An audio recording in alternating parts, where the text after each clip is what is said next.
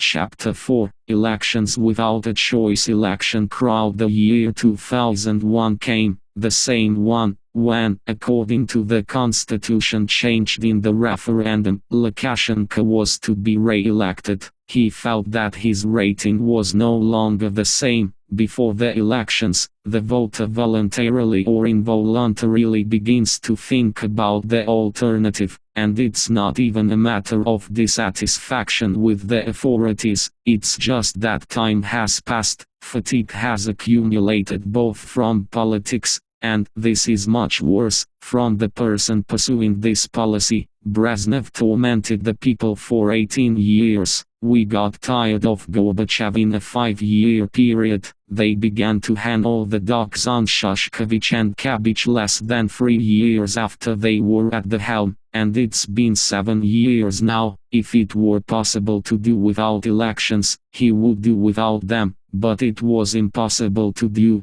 With all their previous calls for a boycott, the opposition-minded part of society could not but take the widest possible participation in the presidential elections, even too wide, because there were too many candidates for the presidency in the opposition. And next to it, the example of the director of a state farm, who became the head of state, turned the head of almost everyone who in the past held a higher post than Lukashenko's. The list of those who registered their initiative groups included the ex-premier, the former minister of defense, the former governor of Grodno, the former head of the administration, the leader of the Popular Front, the head of the Federation of Trade Unions, the ambassador extraordinary and plenipotentiary, deputies, and party leaders. In addition to them, the director of the refrigerator factory Kalugin, a popular comedian, several businessmen and even the unemployed tried to register the groups. A crowd formed. Crowds of applicants went to the same diplomatic receptions, answered the same questions,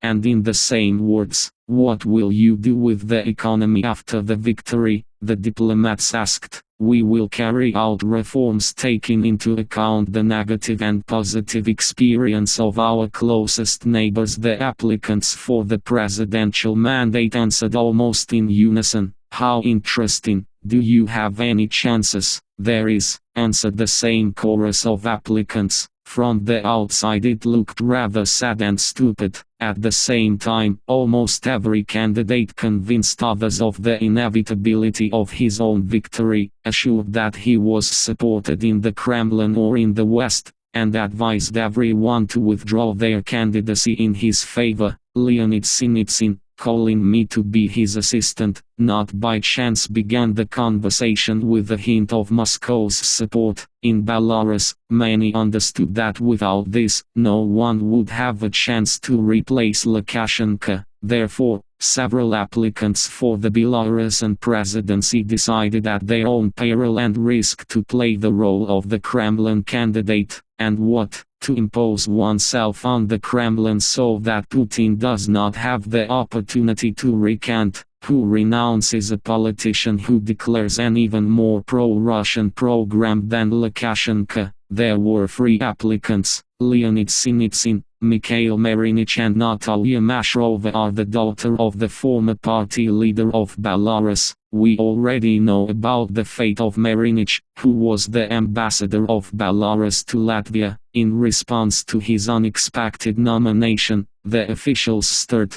This cannot be accidental. Behind Merinich's back, they guessed other, much more serious figures from the Minsk group. Prime Minister Vladimir Yermoshin, head of the administration Mikhail Myasnikovich. Maybe Merinich did not coordinate his actions with them, but everyone knew about their good personal relations, as well as about their relations with Moscow. This increased the chances and heightened the suspicions, and the administration, as we remember, actively helped Merinich not to collect the necessary signatures for the nomination, and he was eliminated from the contenders 443. Natalia Mashrova, or, as the journalists called her among themselves, Petrovna, went ahead like a tank, and she began, having created a support group to collect signatures for the nomination. She worked in the same electoral field as Lukashenko, and the love of the Russian post-communist elite for her was so great that the daughter of Masharov himself provided both the television screen and newspaper pages in Russia more readily than others. Lukashenko, feeling in his gut that she could seriously spoil, he played a game, began a psychic attack. I'm only offended, very offended that people like Masharova, I'm talking about what I pulled out with my own hands, went to the family, supported, helped. After all, 25 years already, you know, somewhere, someone in the newspaper will write Pyotr Mironovich, Pyotr Mironovich. The family was abandoned, no one ever went there. You remember, after the presidential elections, I went to this family, I always supported them. He did a lot to get this man elected to parliament, and then a stab in the back. What? She doesn't understand that she is playing into the hands of this untethered pro-Western opposition by this. What doesn't he understand? Understands. So why do it? I'm not attacking, understand, it's just personal. 444. In fact, the Masharov family has never been abandoned, but everyone knew what a personal resentment of the president means. After these words of the president, it became clear, either Natalia Masharova will give in to Alexander Lukashenko, or the family will really be abandoned. Here they put pressure on Petrovna. How? She told different versions to different people, but it is obvious that the threat was to relatives. The mother was ill, the son had to go to college, the daughter and son-in-law could have troubles, the risk was too great. Among other things, at the very last moment, Masharova did not receive the promised support from the Kremlin administration. At the insistence of Putin's administrators, literally an hour before the broadcast of a program about a worthy pretender and the successor to the father's work was cancelled, and Petrovna surrendered. Without saying a word, she took to the second application to refuse registration, failed to enlist the support of the Kremlin and Leonid Sinitsyn. Although he took the preparation of his frankly pro-Russian program very seriously, Sinitsyn says, in 2001, I was convinced that we had reached a breaking point, that the new government would have to change its guidelines, abandon the ideology of good intentions, communication with a variety of people, from workers to the elite, including the nomenclatura, convinced me that people do not want to lag behind civilized countries. It was this view that my team 2001 expressed. We have clearly defined our relations with Russia as well. We believed that, together with Russia, we needed to develop common economic rules of the game adapted to the realities of the modern world, but Russia did not consider that it needed to go along with the Sinitsyn team. Moscow was in no hurry at all to support alternative candidates. Putin at that time was not yet sure of himself. As a new person, he, most likely, did not even know that many of those who surrounded him, up to the members of the Security Council, if they did not feed from his Belarusian colleague, then hoped something in exchange for supporting Lukashenko. Grabbed tidbits of the Belarusian industry during the privatization, and since everyone around was saying that only Lukashenko was able to protect Russia's interests in Belarus,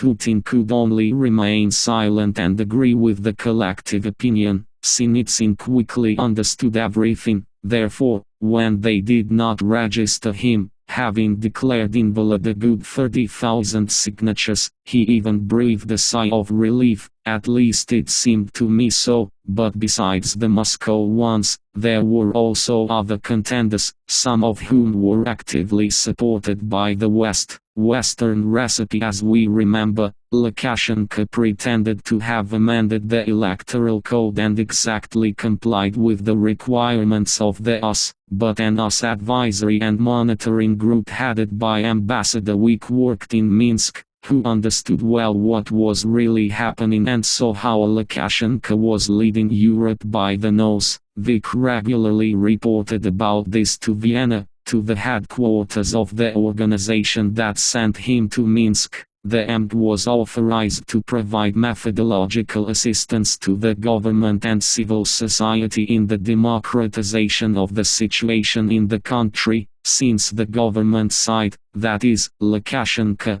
did not listen to her recommendations. Vic focused on working with civil society. Communist leader Sergei Kalyakin recalls, before Vic, political parties of a different spectrum, for example, the Communists and the Belarusian Popular Front, did not meet on a regular basis at all. They did not discuss anything. We didn't care what we stood for together. We didn't want to know. We were simply implacable opponents. Vic managed to convince us that the general problems of democratizing the country are primary, and the ambitions and specific goals of each party are secondary. He simply said, I want you to meet and discuss problems. The EMD was, as it were, a neutral territory in which they began to discuss common problems. Here we came to the four conditions, which were later included in all international documents. Vic picked up the idea proposed by political technologists from the opposition to single out a core group among the countless candidates, which included Mikhail Chichar,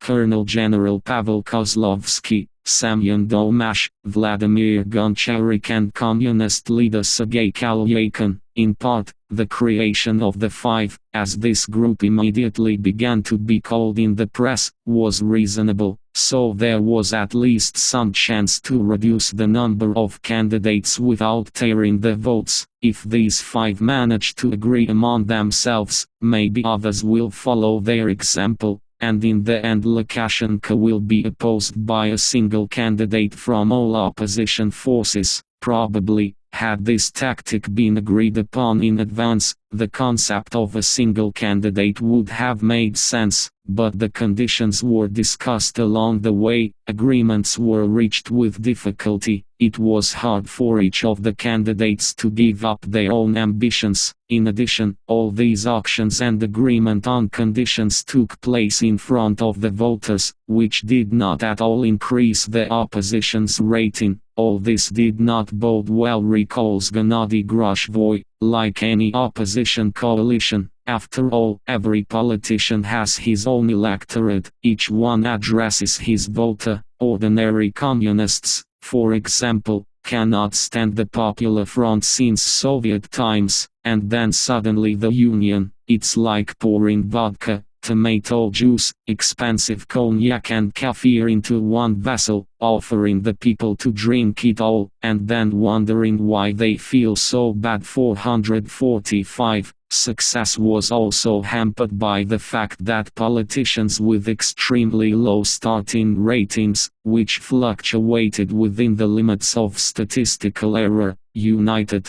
Only the rating of the former Grodno governor Semyon Domash grew, who did not have time to merge with the Minsk political party, and therefore did not even bother the opposition. But Domash had the support of the Popular Front, and Vic has long been convinced that the candidates supported by the Belarusian Popular Front will never receive either the support of Russia or the support of the left part of the electorate. At the same time, all those who convinced and dissuaded relied on some kind of sociological surveys, each, of course, on his own, and at the suggestion of Ambassador Vic, the entire opposition unanimously rushed to agitate Semyon Domash to withdraw his candidacy in favor of a single candidate, Vladimir Goncharik, the former head of the trade unions. They even threatened to leave Domash without any political support if he did not agree with the leadership of Goncharik. 446. Yuri Kashchevatsky says, as a rule, in their thinking, representatives of the West rely on those concepts that they are familiar with from the experience of existing not in ours, but in their own, Western, world, and this is their main mistake. For us and for them, under the same concept, Very often there is a directly opposite content. This is what happened to Vic and US Ambassador Kozak, when they were told that Goncharik was the ideal single candidate because he was the head of all Belarusian trade unions. I have no doubt that they rejoiced when they imagined the colossal power behind Goncharik.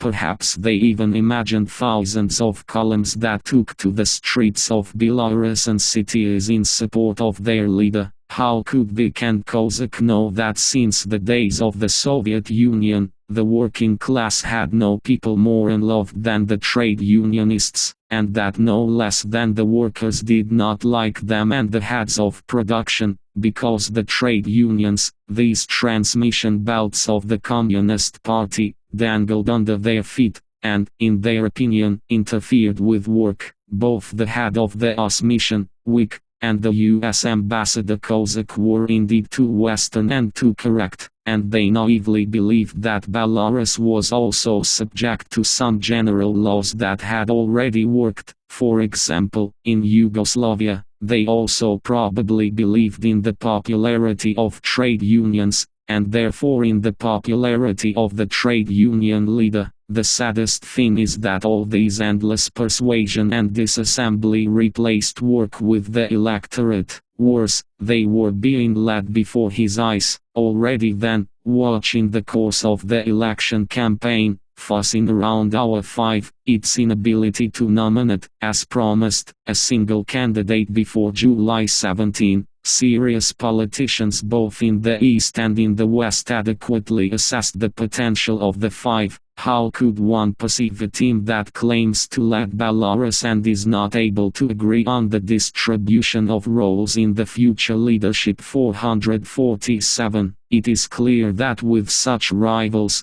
Lukashenko was not in danger of losing, even without his traditional bet on the administrative resource. The general annoyance of the Democrats at this whole mess with a single candidate was quite succinctly expressed by Oleg Bogutsky. Over the past 10 years, the opposition has confidently lost everything that is possible, and even that it was categorically impossible to lose. We have behind us the lost elections of 1994, the failed impeachment, then the boycott of 2000 and the second, even more grandiose mistake, the single candidate of 2001. Until now, at the word elections or single candidate, thousands of volunteers who worked then reach out for something heavy. 448. Gloomy morning. The government's propaganda machine continued to work flawlessly. The Belarusians were told that Russia is again for Lukashenko. This was evidenced by all Russian TV channels, except perhaps NTV, which vied with each other to tell the Russians, and at the same time the Belarusians, how good it is in Belarus, against the backdrop of the freezing Far East, the striking Kasbas, the impoverished non-Black Earth region. It turned out well. What else to wish for? The best. Belarusian television, on the other hand, agreed, yes, it's bad in Russia, it's bad in the entire CIS, it's bad where we don't exist and where our president doesn't exist, and how bad it is in Europe and America, and even the opposition candidate was compromised only in passing. Russian television has already done everything. There was no one to vote for. When ordinary people were offered to vote for a trade union leader, it seemed to them that they were being returned somewhere in the distant past. It was not possible to create a new image suitable for Belarus for the single candidate, despite the efforts of foreign consultants. I remember my horror when on a pole in front of the House of Trade Unions, Goncharik's headquarters, I saw his election leaflet, against a cloudless blue background, probably the color of a uniting Europe, with a yellow sun, most likely drawn by a child, stands the one candidate, dressed in an expensive dark blue suit and with a velvety tan on his face. He leans on a chair, or table, and since the leaflet is pasted obliquely, it feels like the candidate is convulsively grabbing the first support that comes across. The glasses were removed from him, which made his expression helplessly affectionate. In general, either a candidate for senators from Miami, or an ex-secretary of the district committee of the party, who returned from Sochi, it is unlikely that Goncharik himself was to blame for this. Most likely, the actions of the technologists, who were confident that in Miami and in Tukhovichi, the people voted according to the same laws, had an effect, and just as this mediocre leaflet was being prepared, so was the whole hasty and crumpled campaign. How far from reality were the assessments of the most ardent participants in this campaign is evidenced by the fact that there were enthusiasts who seriously argued that in the event of the defeat of the single candidate Goncharik, they would be able to repeat the Belgrade scenario 449, and Lukashenko picked them up with pleasure. Read the opposition press, they have already written about it. On September 10, it will be announced that Lukashenko has won. Those who disagree with this, at least 10,000 people, including from the regions, are brought to Minsk, and the residence of the president is attacked. As in Yugoslavia, the Belarusian Kostnica is captured and declared 450, but this time, Lukashenko panicked for no reason. No, the people did not come out to the square. Here is what director Yuri Kashchevatsky says about this. For all that, according to independent observation, Lukashenko did not win in the first round. Moreover, if everything was fair, then the second round would take place, and in the second round he would certainly lose, since everyone would have united here, including those who did not believe in the possibility of victory and therefore simply did not vote. That time the Belarusians won, but did not defend their choice. It was not tens of thousands of deceived people who came to the square to the Palace of Trade Unions, but only hundreds, because they were called by the wrong people and in the wrong way to be heard. I know this for sure. I saw their eyes, those who came. The revolution, neither orange nor pink, did not happen, apparently. Forgetting about his fears, about the disappeared rivals, about the candidates withdrawn from the race, Lukashenko called the voting results his elegant victory, but there was nothing elegant even in the way the voting took place. Independent observers were not allowed to approach the tables where the votes were being counted. Members of precinct commissions sat at the tables, most often state employees and civil servants who are completely dependent on the authorities, as well as pensioners and representatives of the Belarusian Patriotic Youth Union, better known to the people as Lukamol. They silently counted the ballots, wrote some numbers on pieces of paper and handed them to the chairman. He also silently summed them up, and when the protocol was hung out for everyone to see, the observers understood. It's not how you voted that's important, but how you count it. There were 3 districts of which they promised, "We will tell you what really happened," recalls Vasily Leonov. Nowhere in these rural areas did the candidate from the government get more than 40%, but even those who had the courage to tell me the truth did not go further. "We will write these 78, they told me, because the neighbors will write the same number anyway." Goncharik had 40, and in some rural areas 50, and this is even with the wild massive persecution of Lukashenko's opponent 451. The case was widely publicized when the commission was literally caught by the hand. One result was announced, and a protocol with completely different figures was taken to the Territorial Commission. But before that, neither the courts nor the prosecutor's office had any business. The ballots were destroyed the day after the vote. This became one of the most elegant events for the whole of 2001. This is how the ballots of the cardinals at the conclave burn, announcing the election of a new pope for life.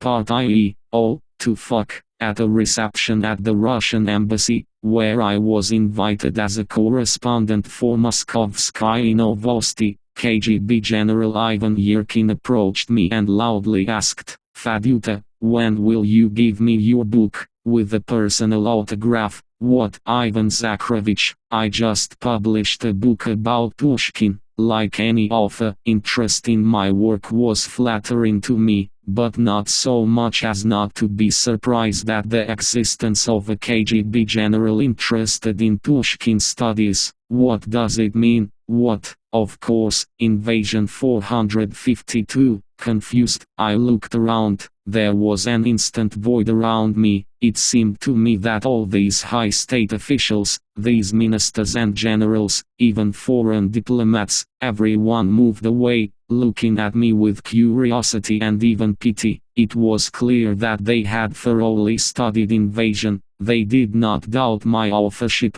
believing that in this way I anonymously got even with Lukashenko for insults. And now they were all wondering how it would end for me. It was pointless to object to the general. You won't start yelling at a diplomatic reception that you didn't write this book, and even read it with difficulty. Coming home, completely upset, I realized that it would not be easy for me to wash myself off suspicions of authorship, also because, in the minds of many, I was a man, as it were, to put it mildly, of a complex and not entirely clean past. Moreover, in the eyes of some, I stained myself with participation in Lukashenko's team, and in the eyes of others, by betrayal and moving to the camp of his opponents. And now this absurdity with the invasion. The next morning I rushed to the only person with whom at that moment I could consult, hoping for his understanding and life experience. Sinitsyn laughed for a long time. "Well," I would have answered him, "Yerkin, you better tell me where you buried Zakharenko and Goncha. It's like water off a duck's back." And I literally imprinted these stupid suspicions. If only the book was worth it. "Well,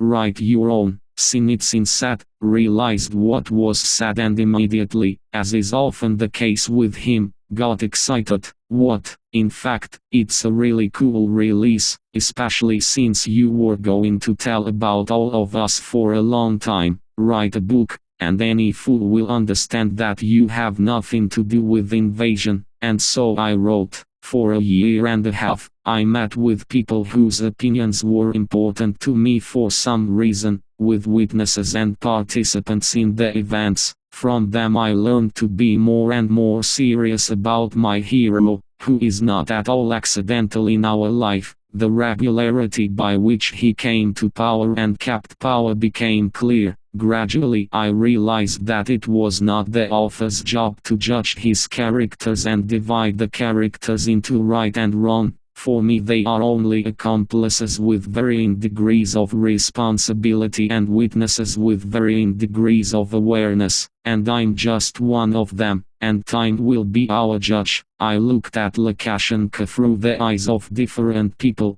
and the depressing scale of the figure of my protagonist became more and more clear. No matter how you judge, this is a man who, according to rumors attributed to his wife, did not stay in any job for more than 2 years, managed to stay in power for a decade. In fact, he managed, if not to stop, then to slow down time. We recently talked about this with Gennady Grushev. What did Lukashenko do? He tried, and quite successfully, to slow down the historical process on the territory of a single country. The professor told me. Of course, he did not rebuild the entire Soviet system, but he mothballed whole fragments of the socialist state organism. We have lagged behind for more than 1 decade. True, at the same time we got the opportunity to look around and see where the neighbors made mistakes on the run, what careless and disastrous moves they made. If this was Lukashenko's goal, we would erect a monument to him. After all, this made it possible, as at the start of the competition, to let everyone go ahead.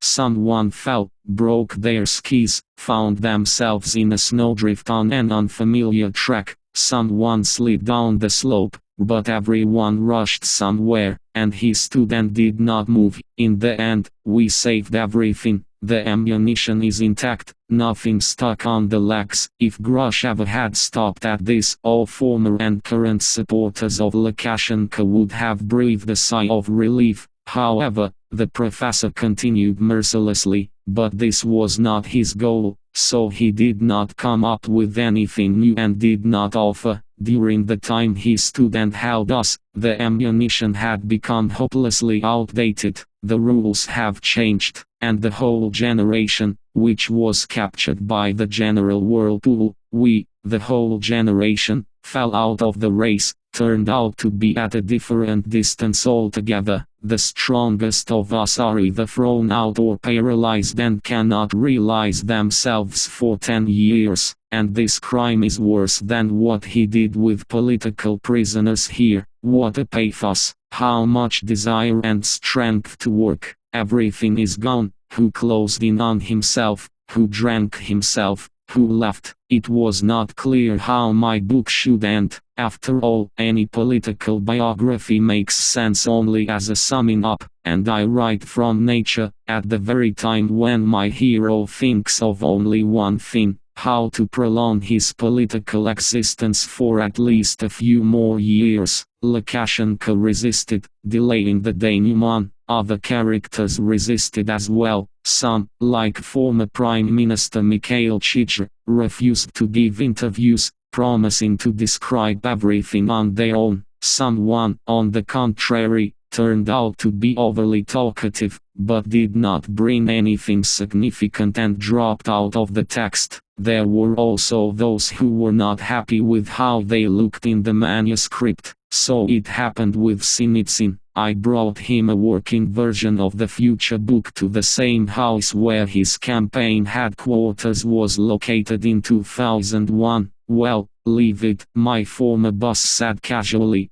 demonstrating a complete lack of interest in a thick pile of paper. "I'll read it when I have free time." Free time found, he called the very next day, early in the morning. I came. Sinitsyn was coldly polite. "I'm sorry I got involved in this story." "History? No, in the story with your book. You didn't understand anything, absolutely nothing. It was necessary to reflect the role of the team that pulled him up, and you get it as a kind of nugget. He is a native. It would have broken without us." "Don't exaggerate." Sinitsyn looked at me through his glasses with the same cautiously attentive look that he had 10 years ago when he asked me if I was spying on them in my office. A whole system of coming to power worked, and Lukashenko was only part of it, even the most important. They created this system, I said, and then went further, creating and strengthening the system of their own autocracy. Sinitsyn finished smoking his cigarette and put out the bowl, carefully pressing it into the ashtray. It was clear that he did not say what he was dying to say. He was looking for words that were not too offensive for me and transparently covered up his own offense. "I repeat, you did not reflect the role of our team. He had the best team. You are talking about yourself and your role, which I try not to underestimate, but you yourself know that there was no team as such, but rather active people who did not quite understand what they were doing. Therefore, we immediately scattered, surrendering all our positions to him. That's why he threw us overboard, one by one. If we don't understand this, we won't be able to win even when he leaves." It was obvious that Sinitsyn would not agree with this. He still did not believe in his defeat, intending to get up and play his own game, and he never admitted his mistakes, and in this he was like Lukashenko. He also did not want to admit that, like all of us, he got involved in history, and too late I thought about how it would look like in it. Only in 1996, retiring, as you know, Sinitsyn posed in an offended manner, but be aware, such books are written when bridges are being burnt. That's it, the past has been cut off, you say goodbye to our past, so you have to understand, the conversation was really very much like a farewell. For me, it was difficult and protracted, if you count from January 5, 1995, when I left the presidential administration, and now, with all the irretrievable evidence, Sinitsyn and I have become for each other just a past that was difficult to part with. We still got along well, and Lukashenko, he continued to finish his political biography and, it seemed, was not going to put an end to it, although, probably, he understood better than anyone that sooner or later he would have to do this. Chapter 1.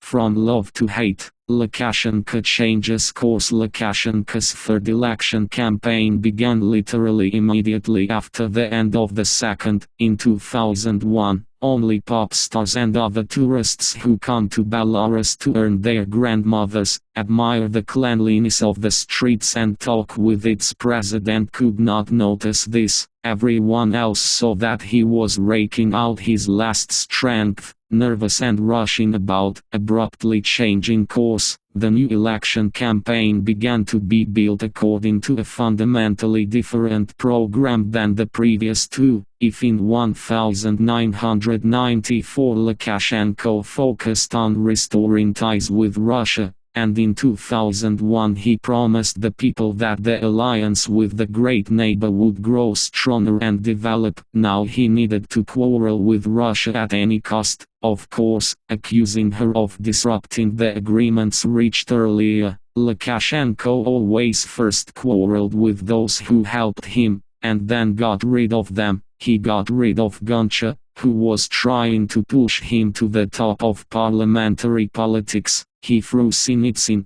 who created his headquarters, which did all the dirty work in the first election campaign. He got rid of Myasnikovich and Zametelin, who hated each other, but at some point helped him retain power. This series can be continued as much as you like, since before each new step he got rid of the spent ballast. By the same logic, starting a new campaign and planning to make his power not only unlimited in possibilities, but also infinite in time, he had to quarrel with his main ally, guardian and almost the only sponsor who financed his economic miracle. We are talking about Russia, which supported Lukashenko from the first steps, and during all his whims and overshoots, and during the costs of bad character and assuming political responsibility for his tricks before the whole world. True, he dragged out relations with Russia the longest, extracting the maximum benefit from them, and now he did not so much quarrel with her as portrayed a quarrel, using for his own benefit both the appearance of a quarrel and the threat of a final break. No, to break with Russia, apparently, he was not going to. He just continued to play a long-started, protracted and multi-way game. I came to my Moscow. The first visit that Lukashenko made as president was a visit to Russia, Leonid Sinitsyn recalls. Most of all I remember the appearance of our delegation, which was going there. It needed to be seen. Our new leaders then lived almost as poorly as the entire Belarusian people, and in Russia, the gloss of power was already visible, and then our team arrives. I think, Lord, how are we going to Yeltsin? Some gang of Father Makhno. Indeed, the difference was very significant. In 1994, far from poor people sat in the Russian government, in the presidential structures. Lukashenko brought to Moscow those who, being in power, had not yet had time to get enough. Against the backdrop of well-groomed Boris Yeltsin, our Lukashenko in his rattan coat, which for a long time served as the uniform of the Soviet nomenclatura, tools for the secretary of the regional committee. It doesn't matter to him that Rayton is not in fashion, it's just that such a coat, seen in childhood on party and economic leaders, fully corresponded to his idea of U200B. U200 good clothes 453, if even Chicher, who was trimmed when he was a banker, or Arachik Myosnikovich, accustomed to voyages to the capital, somehow looked against the background of the Russians, then the rest clearly could not stand comparison, neither in clothes, nor in manners, and Lukashenko himself came to power in a plaid jacket. It was only later that he began to intensively deal with his external correspondence. However, Yeltsin did not pay any attention to all this. He conducted the conversation in a paternal way, with attention, says Leonid Sinitsyn. It seemed that Yeltsin and Lukashenko had some kind of soulmate, that they were leaders of the same ferment. It was then that everyone realized that ours actually had a completely different sourdough. It must be said that Lukashenko conducted these negotiations with dignity and seriousness, although he could not have had any state experience then. Without pathos, I will say that I proudly watched our president talk calmly and quite naturally. After listening to the guest, Boris Nikolaevich said after a long and characteristic pause,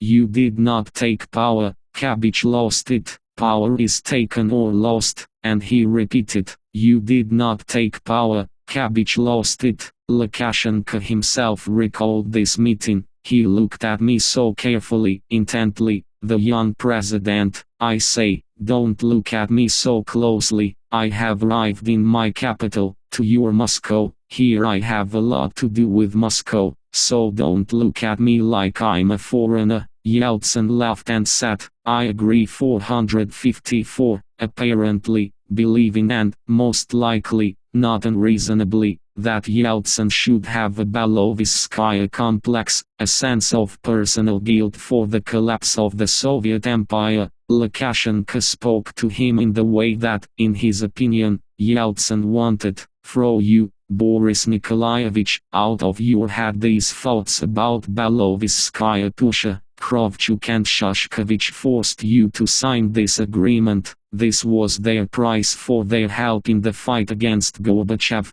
because they understood that two bears cannot live in the same den. 455 At the same time, Lukashenko was sincere. He was so convinced that the Belovezskaya agreements were a mistake that later he was even ready to defend Yeltsin, publicly justifying him. And when Gorbachev left, Kravchuk and this figure of ours, professor of physics, Shoshkovich, they immediately say, Boris Nikolaevich, what is there, a single army? We didn't agree, sorry, people, now he won't understand, we are all sovereign, independent. In a word, they threw him like a boy, for a sweet soul. I say, Boris Nikolaevich, if you don't want to, let me tell you, let me people, they'll forgive everything if they find out the truth. Well, let me. He didn't allow, he took everything upon himself, everything. He suffered, but he didn't open up to anyone, only me, and he forbade talking. 456, judging even by this story, our hero caught the right tone of the conversation with Yeltsin right away, and he spoke with him as with a man longing for the revival of the former power of Russia, for her suddenly scattered neighbors to again reach out to her. Leonid Sinitsyn recalls, we then conceptually decided that we were friends. Boris Nikolaevich asks, will it not be the same as with crests? Then Ukraine, to put it mildly, behaved in a specific way, rushing between the West and Russia. Lukashenko replies, no, this is our firm position. An alliance with Russia. Was Lukashenko cunning at the same time or not? Most likely, no, he was not cunning. He seemed to really want to let Belarus closer to Russia. He did too much for this and spoke about it too often. putting his hand to his heart, Belarus will always be a reliable support and a real home for any Russian person. You must be sure of this, no matter what anyone says or writes, despite all sorts of ups and downs, sometimes misunderstanding in our relations. We are reasonable, serious people. We will find a way out of the most difficult situations. We have no choice but to be together. 457. There is, however, one but. Knowing our hero well, we cannot help but be on our guard when he assures someone too ardently of something, and even puts his hand to his heart, especially if we see that for some reason he also deviates from the truth. It was not easy for us to turn the country back in the early 90s, when every Russian person was sitting on suitcases. The people did it, but the people at the referendum in 1996 said, "Russia is our country, these are our people." Brothers. 458, but no one in Belarus sat on any suitcases. 459, and at the 1996 referendum, as we remember, it was about something completely different. Why does he exacerbate and dramatize so much? What is he striving for? No, everything here, from the very beginning, is not at all simple. This can be understood if we try to look at the first Moscow meeting through the eyes of the director of a state farm, who has just soared rapidly to the pinnacle of power. Here the phrase "I came to my capital" takes on a completely different meaning. What did Lukashenko see on his first visit? Breaking into the front rooms of Tsar Boris at full speed. Anatoly Lebedko says, Lukashenko comes to the Kremlin, young, energetic, walks with a confident gait. He just went skiing, and sees a dilapidated, decrepit, drunken Yeltsin. Well, he could not help but think, and this man has great power. He has the Kremlin, he has an atomic bomb, and this great country, and then he goes to Vladivostok, or to the Cuban Cossacks. He is received with sincere admiration and adoration, so it's okay. These are those whom he himself calls ordinary people, but in St. Petersburg, scientists stand up at the forum, people with ministerial portfolios stand up and give him a standing ovation. Well, exactly the same as in Belarus, and after all, a little bit is needed, just one more step, and all this power, all these honors will be with you all the time. These are just assumptions of the Belarusian politician, who, however, is well acquainted with Lukashenko, I guess. But we will return to this topic, and we will see that the thought, if we admit its possibility, which then arose in the mind of our hero, indomitably grew, determining the development of all his further and, of course, the double game of brotherly love with Russia. Or for kisses. The meeting with Boris Yeltsin, who showed sympathy for his young provincial colleague, showed Lukashenko that Russia, in the person of this sentimental grandfather, is ready to pay for love for her, and pay fairly generously, under the assurances of readiness to live together. After the first visit of the Belarusian delegation to Moscow, the magnanimous owner of the Kremlin wrote off the considerable Belarusian energy debts that had accumulated by that time. 460. Lukashenko then stated bluntly and with frankness that bribed Yeltsin, "I didn't borrow this money, it's not for me to give it back. But Russia is huge, the conjuncture of the gas market in Europe was in its favor, you can get by without some kind of, billion." And the appearance of the Belarusian delegation, which so embarrassed Sinitsyn, apparently did its job. Well, how about such orphans? Will you take away the last penny? What else? All debts. Thus, the focus on friendship and unity with Russia began to bear fruit from the first day, and the union with Russia immediately became for Lukashenko not only a firm, but also a very pragmatic position. The course towards rapprochement noticeably calmed the pro-Russian-minded part of the Belarusian electorate, which put pressure on their chosen one, forcing Lukashenko to fulfill his election obligations. I remember how the fathers and grandfathers of school children came to the presidential administration in early September 1994 demanding that the school that their dear son and grandson attends be immediately translated into the Russian language of instruction, and they were very aggressive. Many were worried about another problem. People were afraid of separation from Russia by the state border, and it's not even about family ties. Most Belarusians, either to Perm or to Naples, once in a lifetime, maybe they will leave, and the fact that many in Belarus are accustomed to considering Russia as a source of raw materials and a market for their own products. What will happen if Russia suddenly fences itself off from Belarusian goods? Lukashenko used these sentiments during the first election campaign, assuring that in the event of his victory, he would instantly unload warehouses full of finished products, restoring normal relations with Russia. It must be said that this is what happened.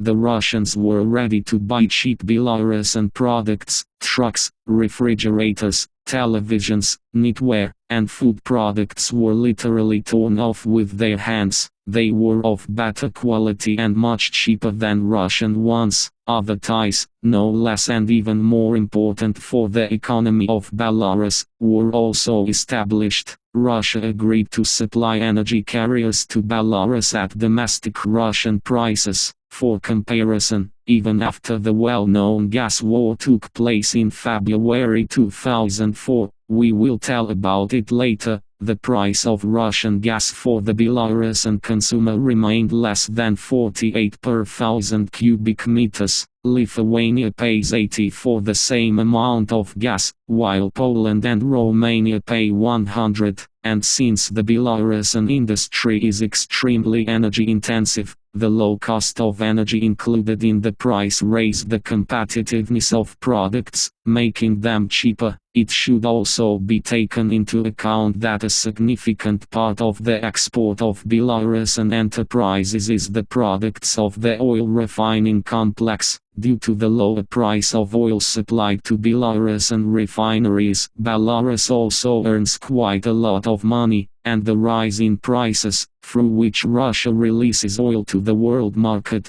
has the most beneficial effect on the Belarusian economy. Despite the rise in oil prices for Belarusians, Russia is getting richer, and Belarusian exports to it immediately grow. 461. Leonid Sinitsyn, who heads the non-commercial foundation for the Russian-Belarusian Economic Partnership, reveals the mechanism of such fraternal relationships using a simple example. Lukashenko earns as much from Russia as she can tolerate. Take, for example, the gas problem. Russia has put gas on credit for us, and Belarus says, we do not pay, because we have non-payments from consumers. It turns out that Russia has lent us, say, $1 billion, then we settled with her, but 50%, $500 million in our pocket, but we force our enterprises to pay for gas, and completely,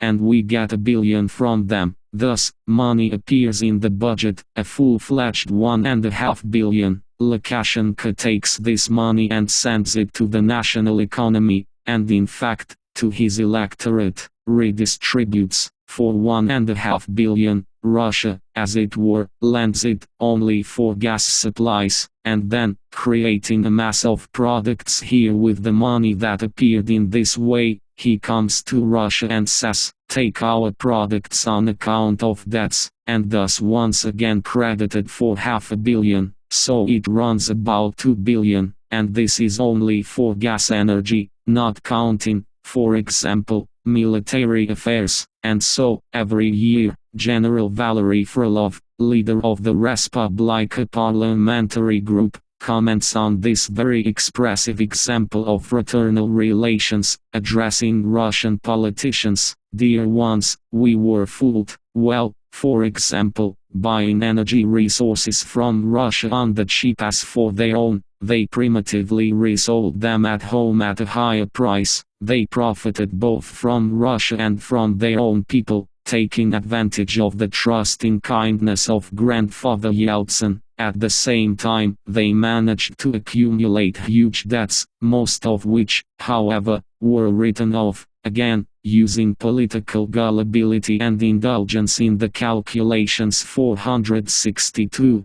So the secret of the Lukashenko miracle was revealed. This is what, it turns out, made it possible to keep Belarusian state-owned enterprises in working condition and pay salaries to workers, and, unlike Russia itself, regularly, it can be said that the house built according to the project of Lukashenko was built with the sponsorship of the Kremlin, and at the expense of the Russians. With such subsidies one cannot even think about carrying out reforms and developing the economy. Yuri Kashchevatsky says, Belarus has turned into a musty greenhouse, where everything is sluggish, difficult, but somehow survives, and if so, what else needs to be taken care of? The well-known director and simply observant contemporary Yuri Kashchevatsky is echoed by Leonid Sinitsyn. Lukashenko used the development of Russia with its huge potential in order to keep Belarus in its current half-asleep state, and the well-known Belarusian economist Leonid Sko sums up, this is a strange exploitation. Not so much Lukashenko uses Russia, but Russia willingly gives itself up to finance the Belarusian economy through gas tariffs in order to support Belarus economically through various mechanisms. To support the political power, economic and social policies of Lukashenko, we will at privatized border, but we only talked about fraternal preferences, which Lukashenko bargained for officially, and due to these preferences, the Belarusian state has existed and exists for quite a long time, with all its numerous beneficiaries, an extensive system of social protection. In general, the populist model that simply could not exist without external injections. However, the mentality of his team was too Soviet. If she could be content with that, let's not forget, says Yaroslav Romanchuk 463, that Lukashenko came to power, perhaps with only one jacket and far from being a rich man. Therefore, when you suddenly have the opportunity to sell unlimited licenses, quotas that cost a lot, it is difficult to contain the insatiable desire to grab as quickly as possible, and increase your status, at least in the eyes of others. Naturally, for complete happiness, this team wanted, as in the old Soviet joke, to privatize at least 1.5 meters of the state border. On January 6, 1995, the agreement on the customs union between the Russian Federation and the Republic of Belarus was signed. Russian businessmen, of course, were delighted. The duty-free zone expanded to 10 million consumers. Such a conquest is always useful. On June 26, 1995, near the Belarusian village of Rekki, Alexander Lukashenko and Viktor Chernomyrdin, with a gleam in their eyes and joyful smiles, removed the symbolic customs sign, which meant the elimination of the border between Belarus and Russia. Couldn't the Russian leadership think that it's not Great Russia that will have preferences on the territory of Belarus, but that Belarus, speaking in today's semi-criminal jargon, will fuck Russia with all its 150 million people? And this is exactly what happened, as it is easy to see in a simple example. On November 22, 1995, Alexander Lukashenko signed a decree exempting the State Trade and Exhibition Enterprise Torgexpo from paying customs duties, excises and VAT on goods supplied to Belarus on the basis of contracts agreed with the Department of Affairs of the President of Belarus, A.F. Already on November 23,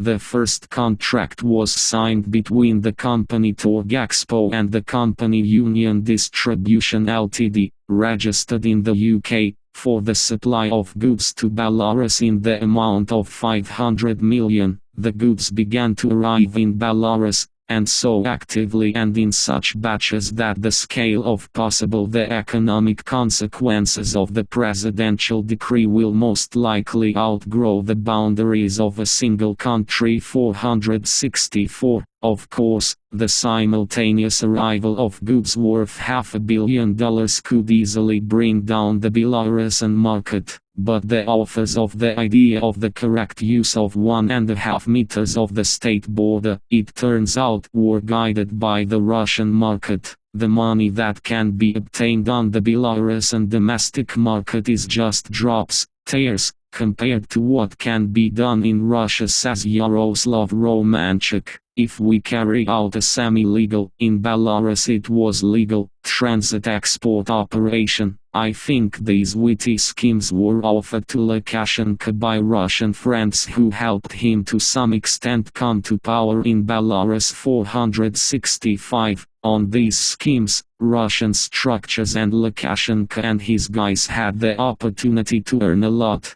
The issue of sharing this money is another matter. It is not known how they shared it all, but since Russia's support has been stable until recently, it means that everything suited everyone. We have to agree with the latter. If Minskers had not spent their money on establishing good relations with many influential people in Moscow, the Belarusian smugglers would not have been able to drill wells in the Russian budget so easily and naturally. 466. After all, it was the Russian budget that lost hundreds of millions of dollars as a result of the scam with Torgexpo and others like it. These are big funds. Belarus, in fact, milked the Russian budget, says Leonid Sinitsyn. Torgexpo has become a symbol of how scandalously earns the Belarusian authorities, also because the goods that they sold turned out to be scandalous. Here and there on the railroad tracks, journalists and excessively zealous customs officers found alcohol and vodka, often without even a quality certificate, which belonged to firms that cut off a piece from the Torgexpo benefits. All of them were intended for sale on the Russian market and thus soldering the Russian people with low-quality alcohol. Moreover, the excise taxes not received by the Belarusian treasury in this case also amounted to many millions. It would be ridiculous to think that Lukashenko was not aware of these machinations. Here, for example, is the testimony of Alexander Putko. I think that another reason for the defeat of Push was the nuances associated with the fact that I angered Lukashenko with the story with Torgexpo,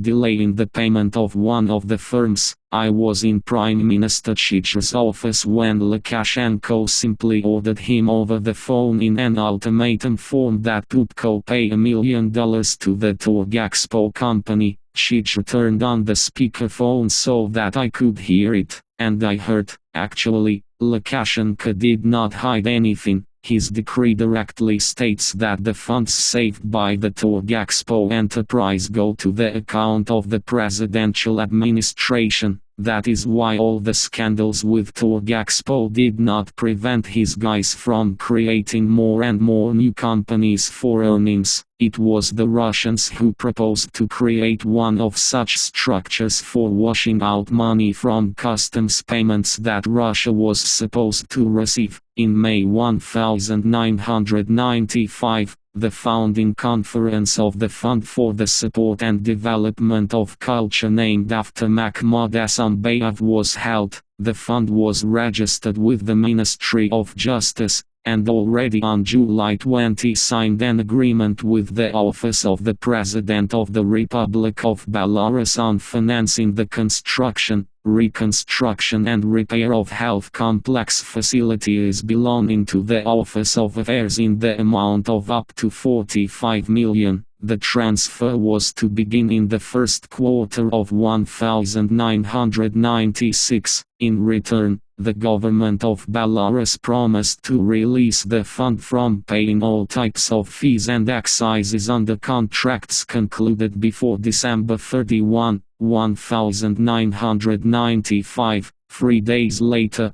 the FPRK signed a contract with the English company Starcross Sea Mast Ltd. For the supply of goods worth 250 million. The English company is an ordinary offshore company that is a link in pumping money to the West. The Russian businessman who controlled all the operations of the fund changed the flow of goods, according to addendum No. 1 dated September 7 to the contract. The fund no longer bought the goods, but took them for sale for a 2.5% commission. This scheme made it possible to pay less tax in the country where the goods were sold, and pump more money abroad. Moreover, the English company assumed the obligations of the fund to pay all customs duties and other fees. The expectation that Belarusian suckers from the M region would not react immediately was justified. 467. Fuckers from the M region really did not react right away. However, they nevertheless reacted, as a result of which the fund did not receive any money. It was on the eve of the referendum, and no one intended to allow the Russian businessman Usaidegov,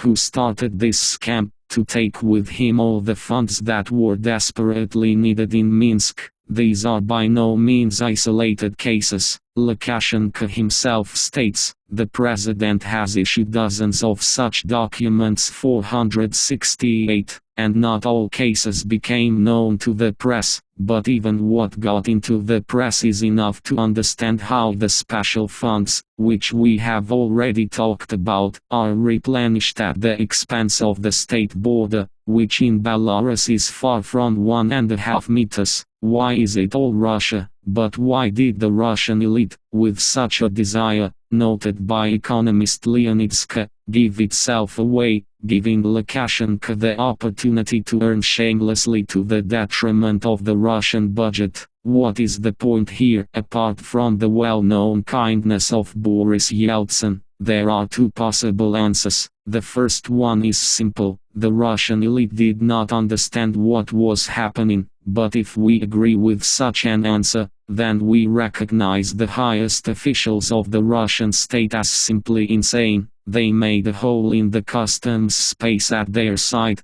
pumping millions of dollars through it. But they don't see, obviously, everything is much more complicated. The Russians can safely allow their country to be used so shamelessly in only one case: if the appropriate decisions are influenced by those who are economically interested in this. It is no coincidence, for example, that from time to time various rumors spread around Belarus about the interest of the then chairman of the Federation Council Yegor Stroyev in a special favorable treatment at the Zlobin, or, as its official name sounds, the Belarusian Metallurgical Plant. 469. For a long time, Lukashenko's good fairy was Boris Berezovsky. Despite all his defiantly shown hatred of Russian oligarchs, Lukashenko easily managed to find a common language with him after Berezovsky, in 1997, seeking the release from custody of an old film crew, brought a group of influential leaders of the Russian media to him. It was on the part of Berezovsky a kind of demonstration of strength. They say, I can agree with all of them. The interlocutor quickly understood the significance of what was happening, and there was always mutual understanding between Lukashenko and Berezovsky after that, especially when Berezovsky was the executive secretary of the SIS. 470. There were also outspoken volunteer lobbyists. Yuri Kashchevatsky recalls, once, it was in 1996, on the eve of the referendum, I talked with Yegor Gaidar. I remember, asked him, why does Russia, to the detriment of its image, support such an odious figure as Lukashenko? In response, Gaidar smiled sadly and said,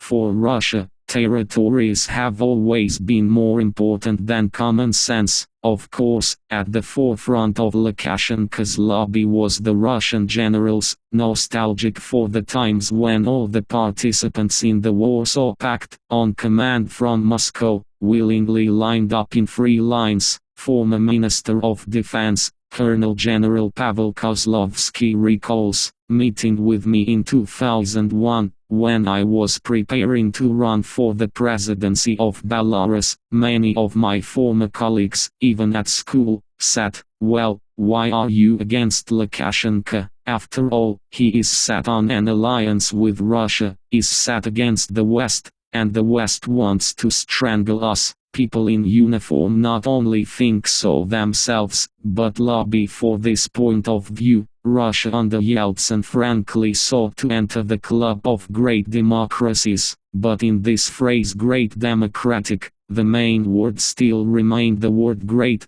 and only then democratic. The country could not forget that until very recently it had been a powerful empire, especially since the former Soviet republics simply lined up to fall under the NATO military umbrella, and in Belarus, Lukashenko guaranteed some exclusion from the West and some quiet period of time in assessing the prospects for military security. Let's say, in the context of NATO expansion, Belarus was, in fact, the only ally, says Leonidska. Pavel Kozlovsky continues, it is extremely disadvantageous for Russia to lose Belarus as a strategic partner in the Western direction. She needs Belarus based on military interests. It may not be necessary to build defense against NATO, even on the subject of combating terrorism, but it is beneficial for our states to have cooperation in joint air defense systems, in programs to create weapons systems. However, we should not assume that we are some kind of outpost against NATO. We are a trifle for NATO. They passed the Soul and we are gone. It's sad and scary, but for Russia, this is 700 kilometers of a rocket flight to Moscow. Still, 700 kilometers. That's exactly what Russian generals think. After all, 700 kilometers 471, and Lukashenko's speeches pour like a balm on the wounds of Russian generals who suffered after the death of the Warsaw Pact. We would like more cooperation with an enterprise of the military-industrial complex.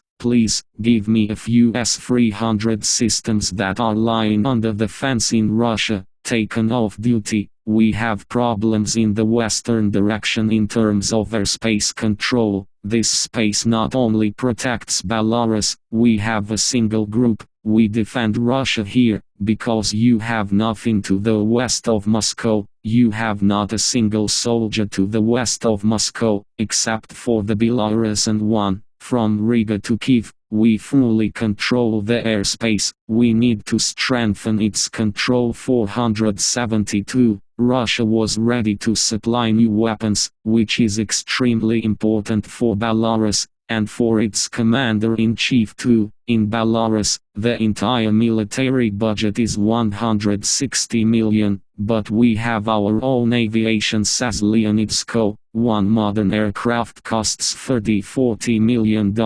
We could never have them, such aircraft, or, say, S-300 complexes. In other words, it would be fantastic for us, but it is beneficial for Russia from a military point of view. But while supplying new weapons, Russia at the same time used Belarus as an intermediary, selling its goods to those countries where for some reason it itself preferred not to supply it. For this, Belarus received a certain percentage. Here you have a lively interest, the basis of indulgence towards the nearest neighbor, and what is there to trifle, counting, a penny. Already at the very beginning of his political path, Alexander Lukashenko saw well the success of the nationalist rhetoric of Vladimir Zhirinovsky in Russia. I saw how Prokhonov's newspaper the day was dying to be reborn in a new guise, but with the same content. He understood how and why the Communist Party of Gennady Zyuganov was evolving from communist internationalism to great power chauvinism, and why do so many people vote for Zhirinovsky and Zyuganov, not because they are so charismatic, but because their words unmistakably resonate with voters who feel a sense of national humiliation caused by the collapse of the USSR. Lukashenko always readily plays on such feelings. I will put everything on the fact that a Russian person in Belarus lives better than in Russia 473. Yes, there are also daily reports from Russian TV channels, say, from Latvia, where the Russian-speaking population does not want their children to learn the Latvian language, or from Turkmenistan, from where Russians are streaming into Russia. Look, compare with what Lukashenko said and really believe that his only goal was to build such a state, where Russians would live just like in their homeland, and even better than in their homeland, because in Russia everything is bad, but in Belarus everything is good. At least, that's what Lukashenko says, whenever he manages to break through to the Russian audience. That's who, as follows from his words, will never betray. So this is the Belarusian brother. Well, except that, speaking in modern political and economic jargon, someone throws inadvertently, scammers from CJSCRB. Lukashenko's relations with the Russian oligarchs were not at all cloudless, and not because, say, that for some reason he loved Khodorkovsky less than Berezovsky. This is different. With Berezovsky, our hero simply has much more common interests than with others, whom he perceives as his competitors in business. What is business here? Yes, despite the fact that the Republic of Belarus with its non-privatized large industry has long ago become a giant closed joint stock company, in which the controlling stake is in the hands of the main and only businessman, everything here, of course, is not his personal property, but property that he personally disposes of, and the management of enterprises, and the receipt of subsidies or loans, and the receipt of orders depend on him personally. ZARB de facto has no other owner, especially after, according to Lukashenko's decree, the right of the golden share appeared in the Belarusian economic legislation, according to which the voice of the state representative at the meeting of shareholders of any enterprise should be decisive, regardless of the number of shares owned by the state. Otherwise, how will you force the owner, and even a foreign, Russian, one, to live well, to build ice palaces, finance the Slaviansky Bazaar festival, and engage in other philanthropy that has nothing to do with his own business? Such a decision Lukashenko was preceded by a sad experience, when the Mozyr oil refinery, on Lukashenko's recommendation, became a co-founder of the Belarusian Russian oil company Slavnaft. Part of its assets were transferred to the authorized fund of Slavnaft, and it immediately became clear that now, even if you are the president of Belarus at least 3 times, you cannot prevent the Russian owners of Slavnaft from appointing their management to the Moscow refinery, and you can't even influence them by contacting the Russian government, because it sold its own block of Slavnaft shares to a non-state company at an auction. No, it's better not to give these sharks of capitalism anything at all, but the Belarusian master could not do without visiting oligarchs, for an elementary reason. The interests of business and politics are too closely fused in Russia, and if it was necessary to resolve a political issue, say, to get the support of the Kremlin in the elections, one had to make concessions to a specific financial and industrial group. No other way. The Russian oligarchs were very convenient partners for Lukashenko, if only because in their own country they could, it would seem, decide everything. but nothing in Belarus. At that moment, when there was a need for their support, he beckoned them with promises, for example, the opportunity to privatize something, and they went to meet him, and when they later came for the promised, he simply threw them. The story of the investment of the St. Petersburg brewing giant Baltika in the Belarusian plant Krynica is the best example of how business is built in Belarus and what guarantees can be counted on. Having believed the personal promises of the head of the Belarusian state, the leadership of Baltika began to invest heavily in Krynica, without even waiting for the agreements reached to be fixed on paper, and invested about $10 million.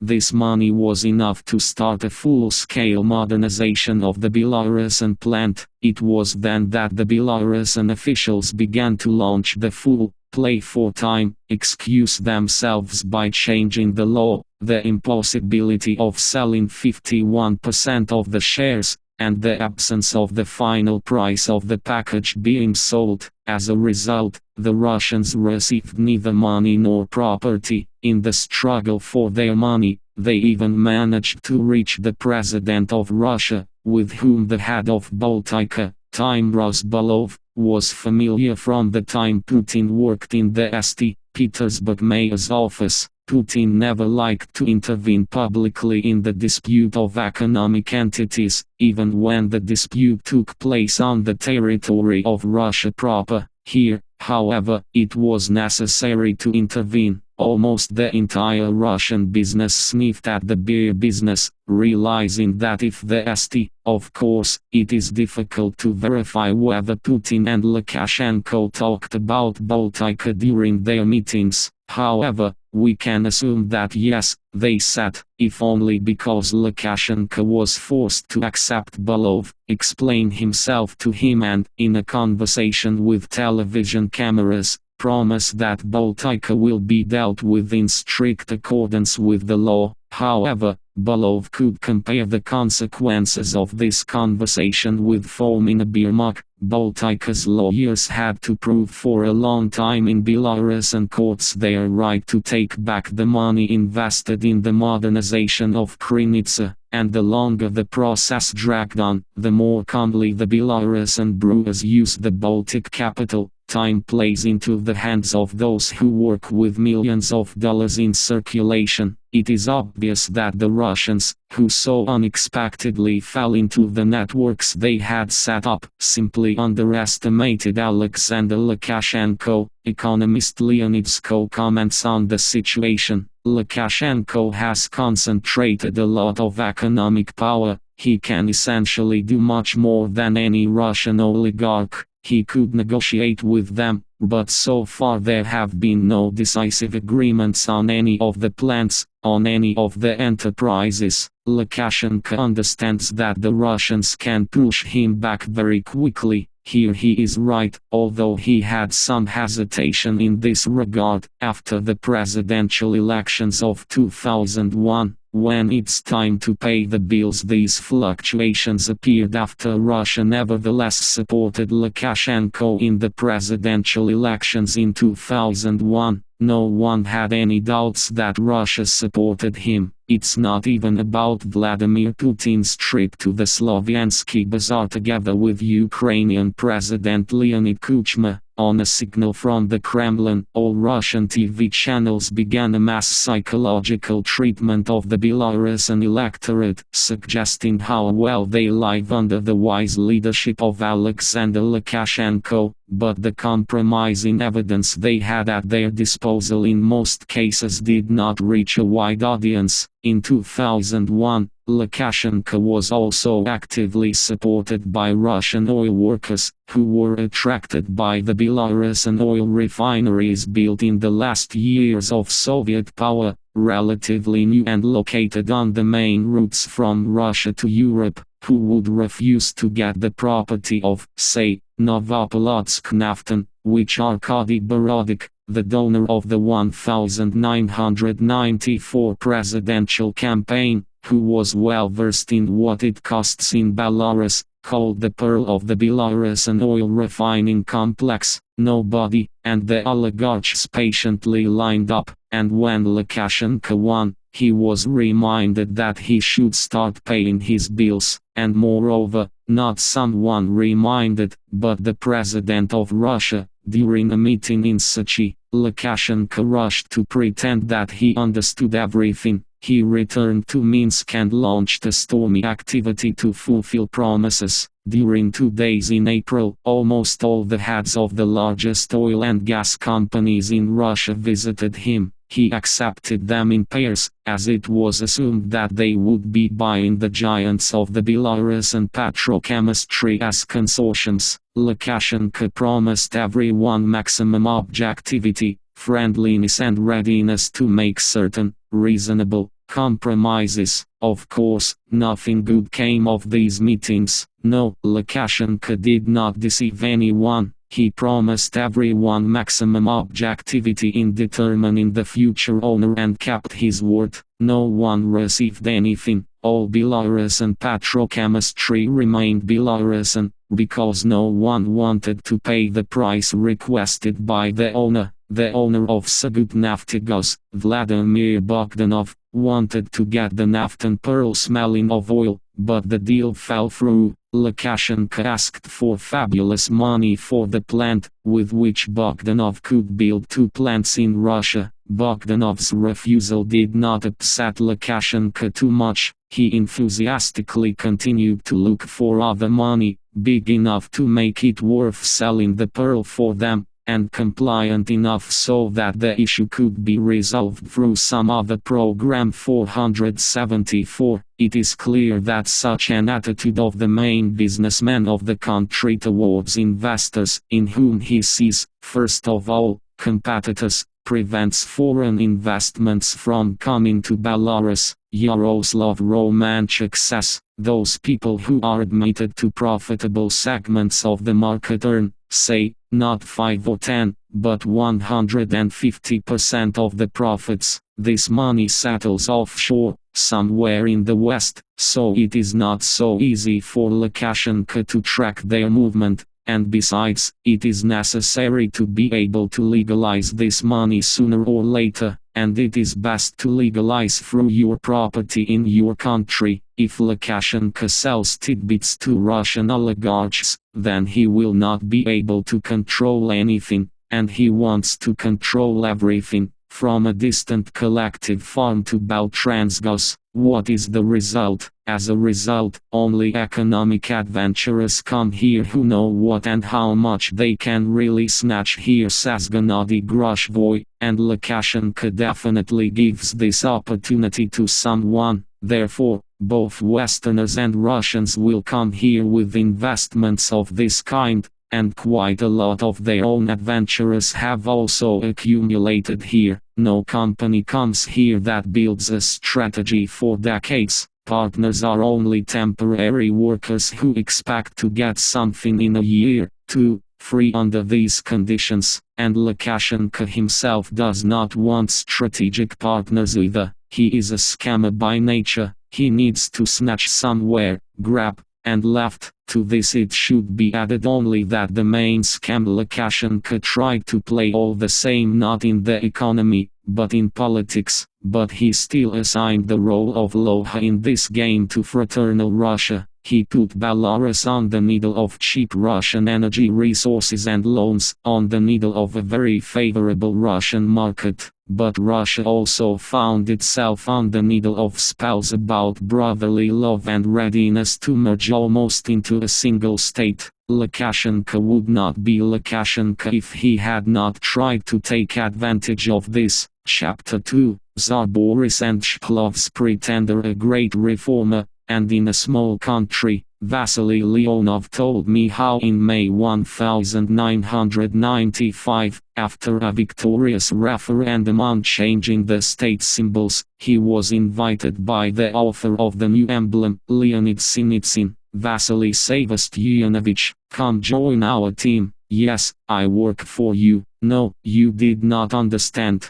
Go to the political team. Yeltsin is already old. You look a year or two, and Alexander Grigoryevich will rule in the Kremlin. They don't have a politician equal to him there. According to Leonov, he then thought that the head of the Belarusian presidential administration had gone crazy. They didn't have time to really figure it out with their country, to carry out reforms, to achieve results, where to climb in Russia. Sinitsyn, however, does not remember such a conversation himself. I don't remember that I ever discussed this topic with Leonov. Maybe hypothetically there was a discussion, but at the same time, he does not deny that such thoughts hovered. Partly I understood that Lukashenko's potential allows him to participate in big politics in Russia. We traveled a lot around Russia. I saw how the people treated him. I understood that if Lukashenko was given the opportunity, he would, of course, be able to win in Russia. Many other than members of Lukashenko's team understood this as well. Anatoly Lebedko says, he had the opportunity to start market reforms in Belarus, but who would notice it then? A great reformer in a small country. I think that after all he had an idea to get Monomax hat, and she moved them. I don't know if it developed naturally, from his personal qualities, or someone constantly pushed him. But Lukashenko from the very beginning considered Belarus only as a kind of stepping stone in his political ascent. A few years later, in the summer of 1999, the laurels of the person who pushed and fed Lukashenko will be tried to appropriate by the court political strategist of the St. Petersburg Mayor Vladimir Yakovlev, a certain Sergei Davita 475. We dealt with the provisions of the program of the head of the country. One of them is the leader of the Slavic states. I think you saw the result. The second is the people's president. It ran in parallel and changed smoothly due to the change of ideologists. The third program is the leader of the people. It is currently being implemented. Its task is Lukashenko's exit to the trend of the leader of Russia 476. I met Davitaya in Moscow. We were introduced by Arkady Borodik. Davitai's energy is great, but when you read the word genius on a person's business card, you involuntarily wonder if you are dealing with a charlatan or a clever political adventurer, or with a madman. Nevertheless, the arrival of his group in Minsk testifies that even then there were people in Russia who were ready to help Lukashenko reach the Kremlin's pinnacle of power. After the triumphant victory of 1994, Lukashenko could not have a shadow of a doubt that if he had found himself instead of small Belarus in huge Russia, he would have won there. He was convinced of this not only by enthusiastic and blinded by victory comrades in arms, but also by objective conditions, the similarity of the situation and the mental closeness of post-Soviet Russians and Belarusians. It was clear what words and actions the Russian voter expected from him. It was worth a try. What did he lose in case of defeat? Nothing. Belarus still remains with him, and in case of victory, he received a huge Russia, where he could turn around, prove his messianic vocation, demonstrate to everyone how right he was, turning people's aspirations into reality. It was a small matter to get a legal opportunity to be elected in Russia, and then wait for the right moment. Yeltsin allowed him everything, but the Kremlin had an owner, Boris Yeltsin. The rise of Lukashenko coincided with the decline of Yeltsin. Undoubtedly, some features of Lukashenko, who once even slammed his wine glass on the Kremlin floor for good luck, reminded Yeltsin of himself, only young, energetic, capable of leading the people and demolishing all obstacles. Lukashenko's pressure was supposed to impress Yeltsin, who himself was carried to the top of the political Olympus by a wave of popular indignation against the party nomenclature, which everyone was disgusted with. Yeltsin had to feel seen behind him. in order to get rid of Gorbachev, who interfered with him. He agreed with the destruction of the Soviet Union. It happened in Belarus, in Vyskuly, where, as Stanislav Shoshkovich, a participant in that memorable meeting, recalls, we fooled him and Kravchuk. Kravchuk was interested in signing an agreement in which Russia recognizes the independence of Ukraine, and I was interested, and so we were ardent supporters of those proposals that allowed him to throw Gorbachev away. Yevgeny Primakov believes that Yeltsin's Belovisky complex had an effect, when decisions that were far from well thought out were made overnight. 477. Therefore, the appearance of a young energetic politician, a supporter of decisive integration with Russia, and even from those very places, in Russian terms, that Shklov, that Belovisskaya Pusha is all the same, where this very scene was taken on his soul, Yeltsin should have perceived it as a will case. What if everything will work out with this guy? It seems that this is precisely the reason for Yeltsin's patronage and condescending attitude towards a novice colleague. Stanislav Shoshkovich recalls, under him, Lukashenko did whatever he wanted, everything, and only once Yeltsin wrote him a letter. They say, don't be a fool and don't sell vodka. Shoshkovich is referring to the story when the volume of alcohol sales in Russia under the customs privileges granted in Belarus reached such volumes that even the bottomless Russian treasury felt it. Lukashenko no longer spoiled with alcohol, but otherwise he widely used the royal generosity, sometimes even abused. Moreover, this happened almost from the very beginning of their acquaintance, from the zero option, when Russia in one fell swoop, without preliminary calculations, wrote off the billion-dollar debt of Belarus for the gas supplied back in the time of Kabich. It was Lukashenko's peculiar presumption of innocence that most likely had an effect on Yeltsin when he sent to Minsk to resolve the constitutional crisis of 1996. Three top officials of the Russian state at once, the Prime Minister and the leaders of both chambers of parliament, setting a goal for them, at any cost to avoid the impeachment of Lukashenko. Russia under Yeltsin condescendingly put up with the obvious diplomatic blunders of its faithful ally. Undoubtedly, the behavior of the Russian ambassador Valery Loshchinin in the scandal with the expulsion of diplomats from Drozhdy was also coordinated with the top leadership of Russia. Loshchinin remained in the diplomatic settlement of Drozhdy after his colleagues from other countries defiantly left the country. In all international organizations where the Belarusian issue arose, it was Russia that blocked the adoption of decisions or sought to mitigate them, doing everything so that Lukashenko did not interfere with work. In return, Yeltsin demanded practically nothing. It cannot be considered that by saving Lukashenko from impeachment, he paid for the fact that, at his request, in the spring of 1996, he released BPF activists Vyacheslav Sivchik and Yuri Kodiko, imprisoned. We only quarreled once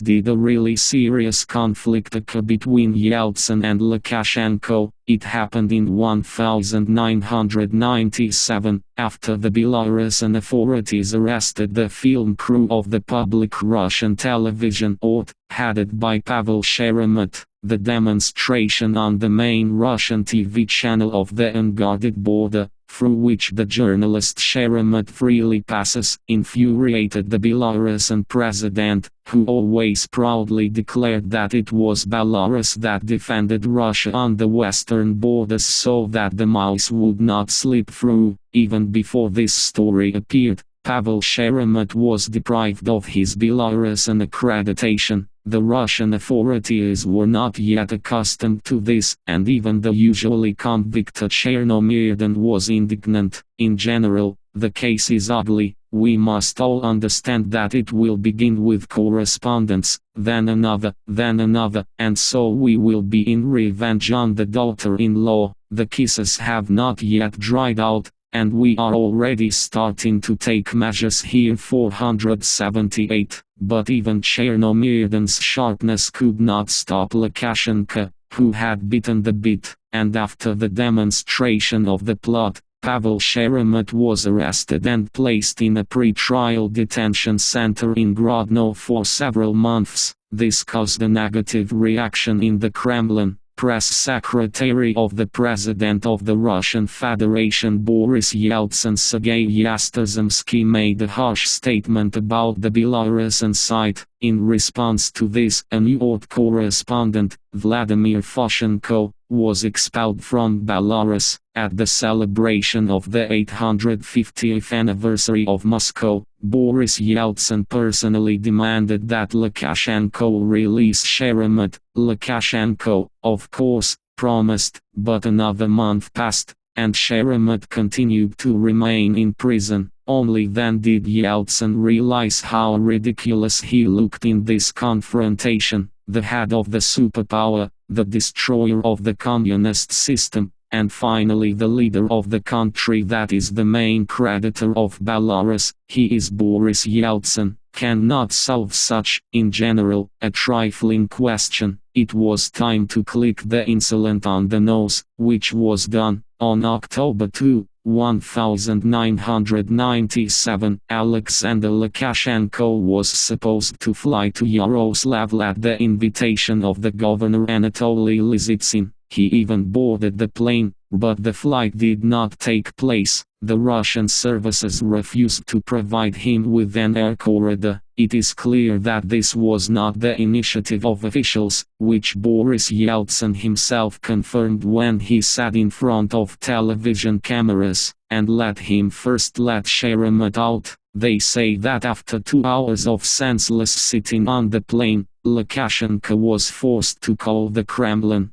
During a telephone conversation with Yeltsin, he again heard the demand to release Sheremet. Lukashenko had to comply. Sheremet was released on bail, although a later trial over him found him guilty, imposing a sentence providing for a suspended sentence. This whole story would undoubtedly have had a continuation, and a very serious one at that. Yeltsin did not allow such obvious arrogance and disobedience even to his favorites, but Lukashenko managed to find a protector in the person of Yevgeny Primakov, who then enjoyed Yeltsin's confidence. Here is how Primakov himself writes about it. My arrival in Minsk began with a very long and difficult conversation with Alexander Grigoryevich. He said that if only because he was much younger in age, he should be the first to call Boris Nikolaevich and explain himself.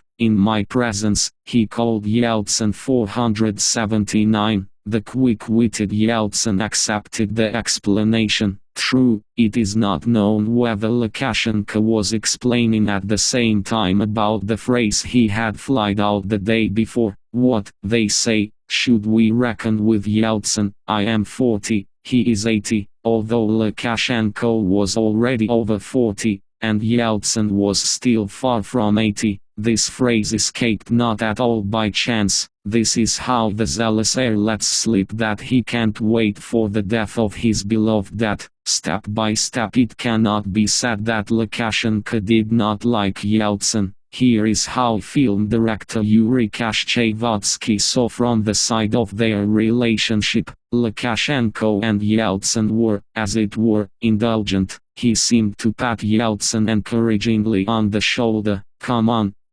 I respect you, because we young people must respect those from whom sand is pouring. Even though you like to drink, we forgive you that too. After all, how long do you have left? And he behaved like a young heir to a dying monarch. After all, Lukashenko also allowed Yeltsin a lot. He even forgave Sheremet. Still, do not forgive. Who is Sheremet to him? And Lukashenko at that moment was already considered almost the heir to Boris Yeltsin. It is not known whether Yeltsin himself hinted at this. Some, such as the Belarusian politician Pavel Dayniko, who is in close contact with the leaders of the Russian Union of Right Forces, are sure that yes, he hinted. Boris Nikolaevich, in a good mood, once said that you, they say, can become the next president or something like that, and they started spinning it. Maybe it really happened. True, no one meant that Lukashenko would rule in Russia. A new interstate association was already being created, in which Lukashenko had real chances to become the main one, even more important than the president of Russia, because the main condition for integration Lukashenko set political unification, in which representatives of both states should take turns leading the United State. That is, Yeltsin steered his term, let Lukashenko steer too, and then, as God puts on the soul, in the end, Lukashenko has always been sure of the main thing. They take power not at all in order to give it to someone later. Step by step,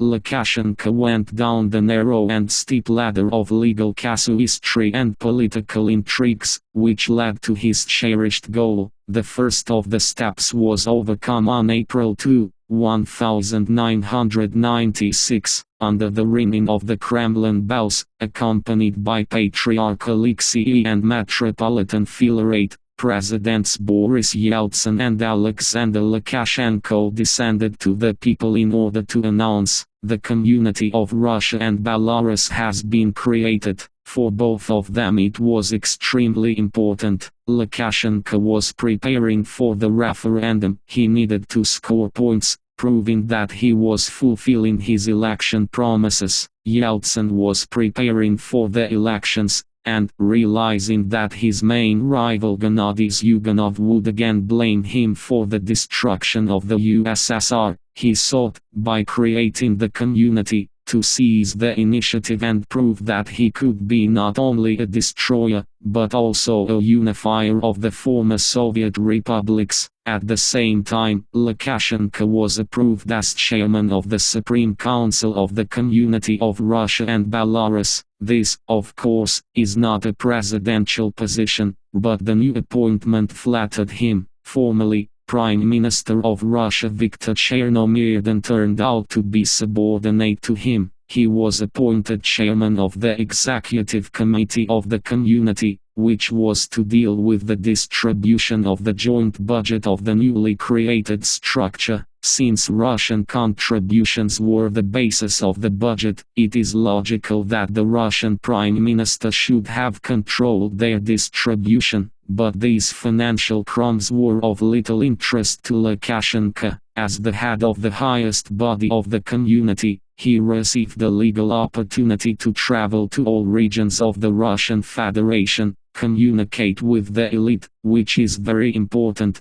and with voters, which is even more important. For now, let it be as a guest, but he was allowed into the Russian political field, and Lukashenko used this opportunity to the fullest. During the 10 years of his rule, Belarus has established direct ties with 68 out of 89 Russian regions, which means that Lukashenko himself has met with at least 68 governors and presidents of the constituent entities of the Russian Federation, with some, several times. If we take into account his visits to Moscow to meet with the top leaders of the Russian state, then we can conclude that Lukashenko appeared in Russia more often than in other regions of Belarus, as if his voters lived in Russia. The Russians saw the difference between the catastrophically aging Yeltsin and the young, full of energy Lukashenko, and the majority of the inhabitants of that Russia, which began immediately after the Garden Ring, thought how lucky these Belarusians were, young,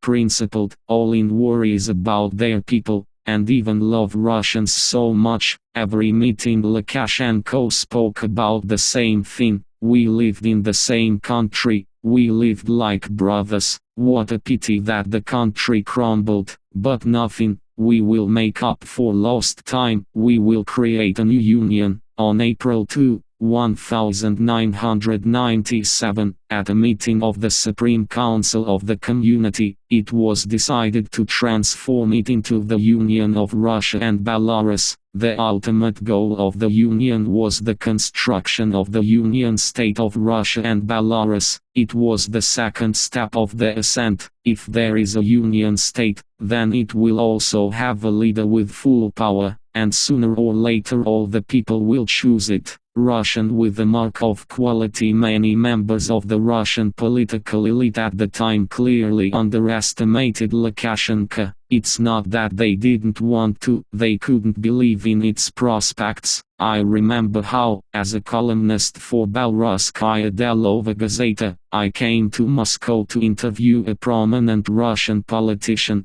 Sergei Glazyev, then chairman of one of the committees of the State Duma of the Russian Federation. Sergei Glazyev spent a long time describing to me all the delights of Belarus's entry into the Union, but when asked if he was considering the possibility of Alexander Lukashenko becoming the president of the Union, Glazyev then, in my opinion, in 1996, simply laughed. This cannot be, it can't be, really. Russian politicians hoped for a new Pereslov Rada, when the peoples who had fled to their national apartments would suddenly see the light and voluntarily bring their sovereignty as a gift to the great elder brother, as the Ukrainian hetman Bogdan Khmelnytsky once did. But they could not even think that this newly minted Khmelnytsky would dare to claim something more than the post of governor on his own territory. Where is he? Non-Russian, Russia to rule. But Lukashenko remembered well what many have forgotten. The Union was ruled by the Chuvasha Lionov, the Georgian Chigashvili, the Ukrainian Khrushchev. There is nothing to say about the German blood of Russian Tsars, and nothing,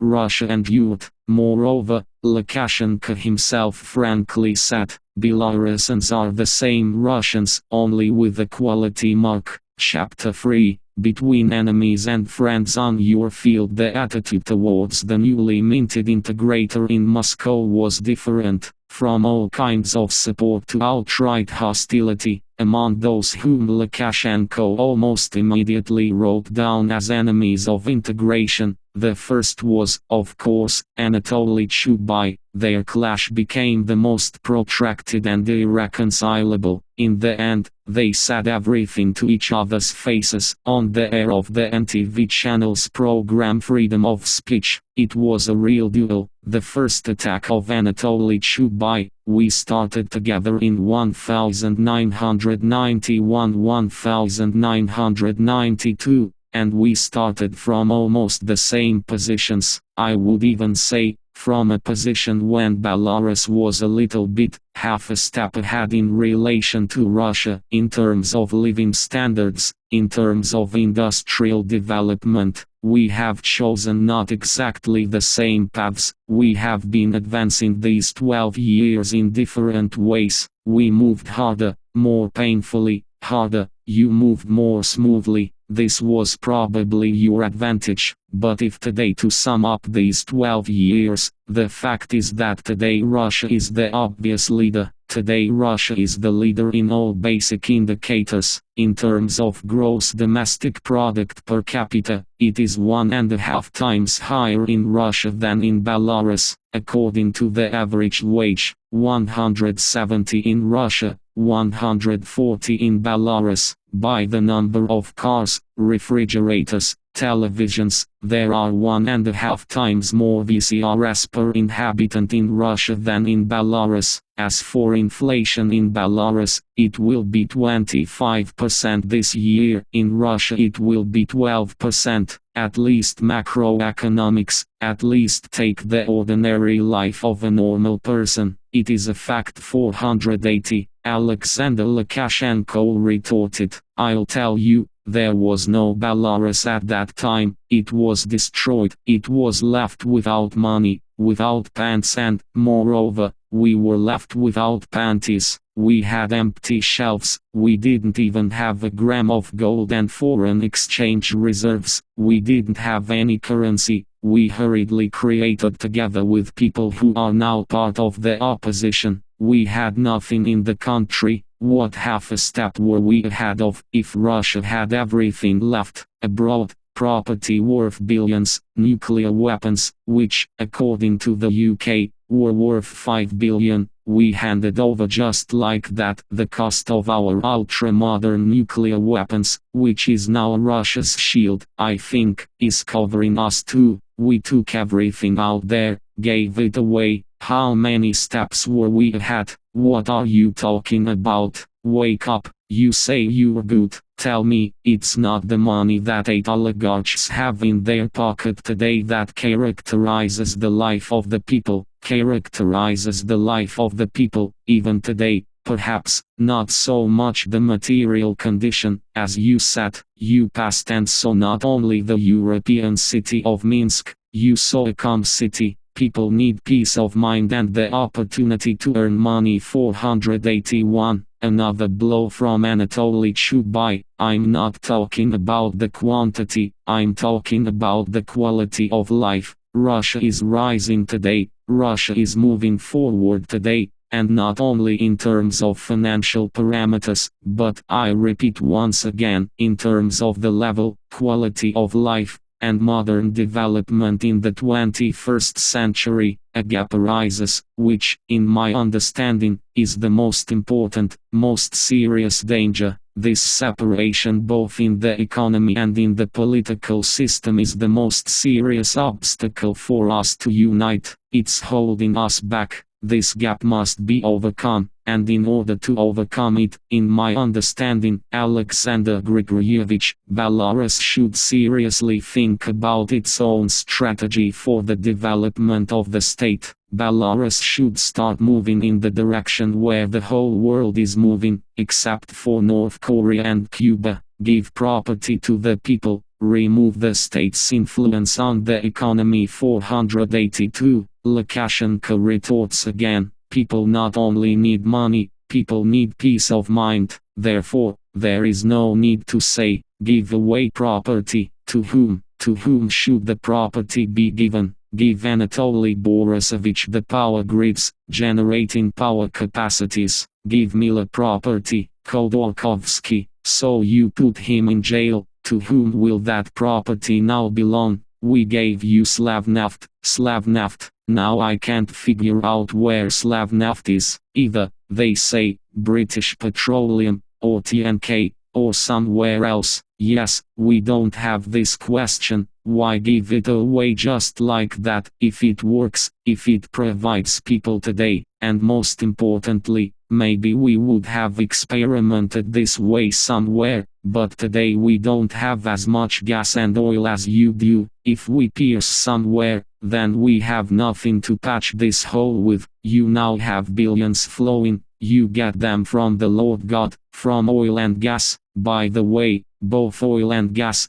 and the raw EU, where Anatoly Borisovich is in charge, huge labor of Belarusians has been invested there. We have built cities, we were thrown out of there, and today we don't get anything from there, and we don't ask for it. 483. Chubay's arguments are clearly beginning to dry up. You talk with pride about the fact that you did not appoint a director of the market. 484, but you appointed directors of enterprises according to the nomenclature of the Central Committee. Listen, this is crazy. The president of the country appoints the directors. In principle, we do not have such a thing and cannot be. This is absolute absurdity. Alexander Grigorievich, this is not the task of the president, this is a task on a completely different level. 485, and Lukashenko's reciprocal attack. You have a different system of work, the prosecutor's office appoints you, so take it easy. 486, there is nothing to hide. The prosecutor's office in Russia really appointed the owners at that time. Khodorkovsky was already in prison. Lukashenko, of course, triumphed. he beat Chubai, in the same way as he once defeated Kabich in a televised debate, playing on his own field. Chubai appealed to reason and economic logic, and Lukashenko appealed to the emotions and feelings of ordinary people. He did not argue with Chubai at all. He appealed to those who hated Chubai and all radical reformers, starting with Gaidar. With every cell of his brain and his heart, it was from these people, from those who hated all these Chubai, considered them swindlers and crooks, he sought sympathy and understanding. 487. As for Lukashenko himself, he has his own reason for open and undisguised hatred of Chubai. He will never forgive this upstart that he got not his own business and disrupted the whole game for him. A sequential integrator, a scandal was brewing. The fact is that in 1997 a draft charter appeared, according to which the Union of Russia and Belarus, if it was created, had every chance of becoming exactly what Lukashenko dreamed of seeing it, and, probably, he would, if not for Chubai. According to this project, both states were to transfer key issues of defense and security, foreign policy, management of transport, communications and the financial system to supranational governments. In addition, the institution of single citizenship was envisaged, which made Lukashenko's desire to achieve the crown of the Russian Empire, or rather, the Union State, far from illusory. Issues in the Supreme State Council were supposed to be resolved on the principle of one country, one vote. Presidents, prime ministers and speakers of both chambers of parliaments would be ex officio members of the VGS. After the 1996 referendum, as we remember, the Belarusian parliament also became bicameral. The project was prepared by Assistant to the President of Russia Dmitry Rurikov and Deputy Prime Minister Valery Srov. Everything would be fine, but Anatoly Chubai, who was then first Deputy Prime Minister and Minister of Finance in the government, managed to read the text of the document just before it was signed. These were not his questions, but he immediately understood the danger of adopting such a charter. Word to Yuri Kashchevatsky: if Lukashenko had broken through to power in Russia even for a short time, no one would have taken this power away from him. Chubai clearly understood this. When Patamartsev, the producer of my film The Ordinary President, and I discussed who we are making this movie for, we realized that it should also be made for those on whom the future fate of the Union depends, that is, for powerful Russian officials, so that they understand that Lukashenko is going to Russia. When we finished the film, the first thing the producer did was hand the copy directly to Chubai. After some time, Chubai assistants called us and asked us to make 24 more copies. It seems that our film really helped them realize the danger that Lukashenko represented for them. Well, let's say, it could happen that in one of the delegations there would be no unity on this or that issue. It is clear that not in the Belarusian delegation, which after the referendum could have only one opinion, the opinion of Lukashenko, but with the Russian representation, everything is more complicated.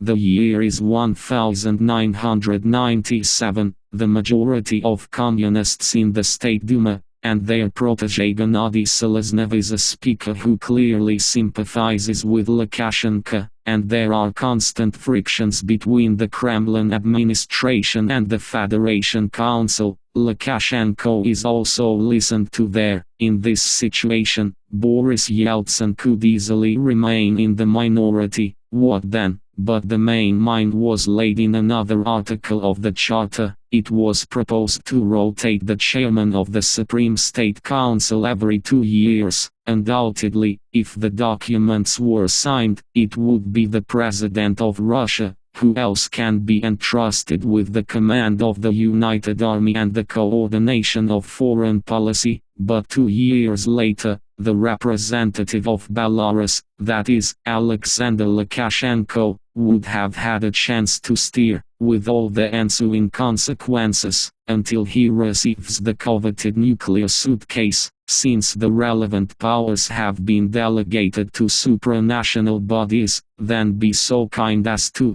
Chubai rushed into battle, the heavy artillery was launched. Tatyana Dyachenko, daughter of Boris Yeltsin, she persuaded her father to listen to Chubai's arguments, from which the president realized that he was simply being swindled in order to transfer power to Lukashenko. Ryrikov and Srov were fired immediately. The signing of the charter was postponed from April 2 to May 23. The press did not understand what was happening. The Ogoniok magazine, for example, assessed these events as follows: the signing in Moscow on April 2 by Boris Yeltsin and Alexander Lukashenko of the Union Treaty between Russia and Belarus in Minsk was marked by thousands of protest demonstrations organized by the opposition Popular Front. To stop the unrest, the Belarusian authorities did not hesitate to use riot police batons and tear gas on such a solemn day. More than 100 demonstrators ended up behind bars,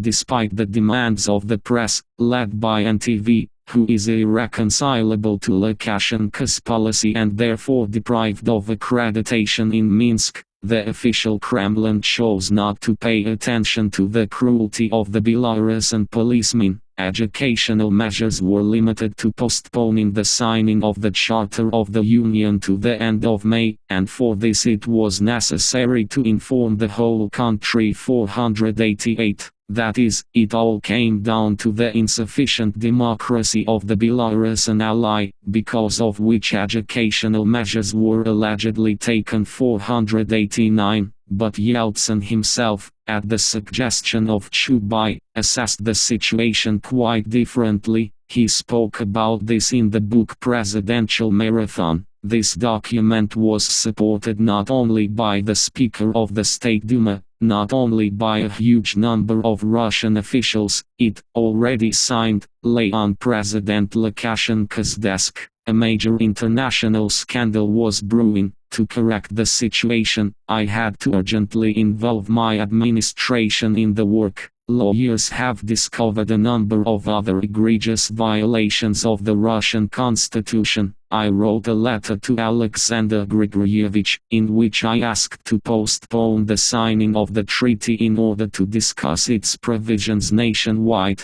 However, such a remark of the Russian president, postponing the treaty that was already ready for signing, should have been not the most pleasant surprise for the Belarusian president. I entrusted this delicate mission, handing over the letter, to Ivan Rybkin, Secretary of the Security Council. At the same time he said to him, "Ivan Petrovich, until Lukashenko agrees, do not return home." Rybkin nodded understandingly with a heavy sigh and urgently flew to Minsk. At the airport, Lukashenko immediately retold the content of my letter to Ivan Petrovich literally word for word. This information was conveyed to the president, as I later learned, by Dmitry Ryrikov, my assistant, who, as I have already said, was an ardent supporter of a complete, even pro-communist, merger of the two states. I fired him a week later. 490, very interesting, an aide to the President of Russia, without his consent, transfers to the President of another country, even a friendly one, the text of a confidential letter from his boss about the unpreparedness of an interstate document, and the draft of this document turns out to have already been agreed upon with the Speaker of the State Duma, Gennady Seleznev,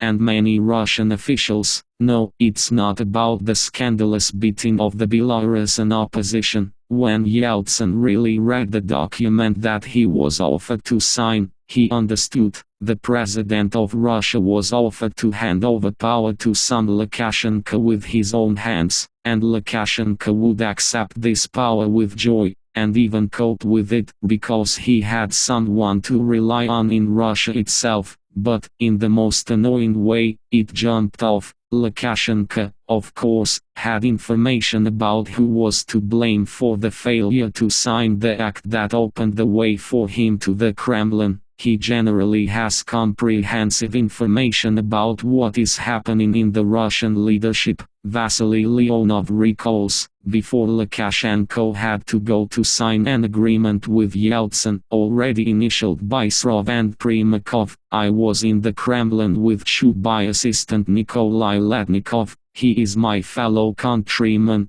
and we had a detailed conversation with him. I persuaded for a long time and persistently, guys, you are flirting with the wrong one. There were many simpletons in Belarus who considered him a collective farmer, but he beat them all. It was summer, and in November I was put behind bars. Whether it's related or not, I can't say. I only know one thing. When I left, knowledgeable people told me that even the passes to the presidential administration of Russia and the Kremlin, issued to Belarusian citizens, are fixed by the people of the Belarusian president. Lukashenko has a powerful lobby in Russian structures, including in the Russian FSB. It is clear that Chubai, who thwarted the signing of the agreement, has become for Lukashenko a symbol of everything most hated in Russia, anti-people forces, as they say among Lukashenko's supporters. We are with you, Lukashenko. But the blunder with the draft charter did not at all destroy Lukashenko's support within the Russian elite. On the contrary, it served to consolidate it. Let's think about what the expert of the Gorbachev Foundation, political scientist and historian Valery Solovey says, noted by almost all analysts, a noticeable increase in the independence of Russian regions over the past 2 years. Their growing distancing from the federal center are actively used by Lukashenko for creeping penetration into Russian politics. From the second half of 1997, the Belarusian leader, using his status as chairman of the Supreme Council of the Union of Belarus and Russia,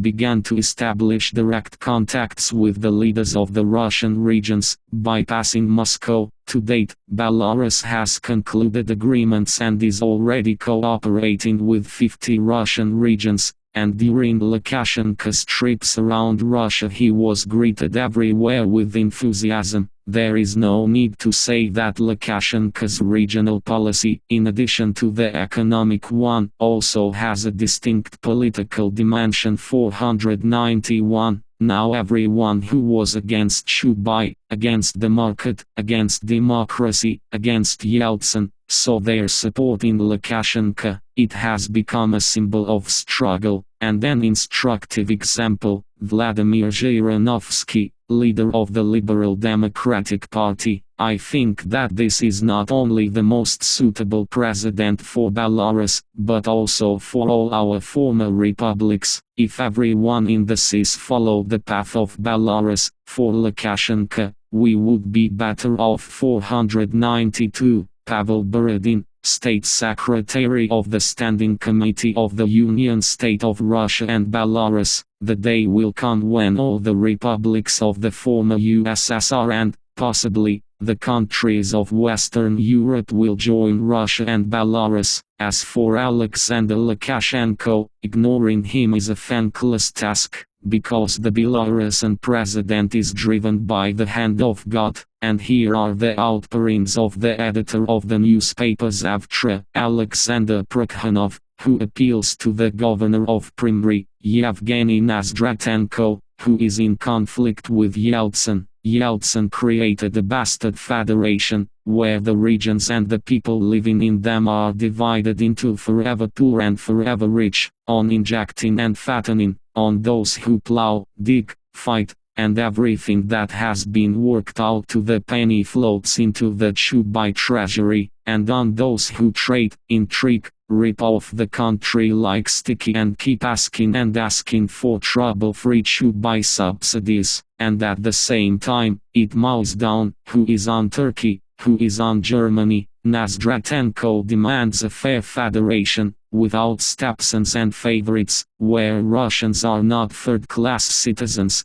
and for this he is hated in the Kremlin. Nazdratenko, be strong, you can't come to Moscow with a confession. Your base and fortress is Vladivostok. Ships, mines, the people who chose you, attack, turn to the Far East, who gave you power, they will not betray you into the clutches of Chubai. 493, and then, an appeal to the governors, to the officers, to the deputies with the call, to disobey Yeltsin and Chubai, turn against them all the might of the Pacific Fleet, all their powers, sweep this anti-people government to hell, etc., etc. p. Obviously, all of Prokhonov's appeals were addressed not only to Nazdratenko, but to all anti-Yeltsin forces in Russia, but they boiled down to a simple requirement, already expressed in the title of the program article: Nazdratenko, be Lukashenko. No, it was not at all around Nazdratenko that Prokhonov called for the Russian opposition to unite, but around Lukashenko. In it, the editor of the newspaper Zavtra suggested seeing a force capable of knocking down Yeltsin, the center of attraction for all of Russia that was dissatisfied with the reforms leading to democracy. This center of resistance to Yeltsin and Chubai was outside their jurisdiction. Even if they understood the danger coming to Russia from Minsk, it was not easy to do anything about it. After all, Lukashenko was the head of another state. Why not let him into your territory? An example of the latter is the loud scandal in the fall of 1997, when, with the knowledge of Yeltsin, Lukashenko was not allowed into Russia to meet with the governors of the Central Street. 494. In addition, the leadership of Russia at that time faced much more important problems than curbing the presumptuous integrator. Yeltsin did not have time to get stronger after a heart operation,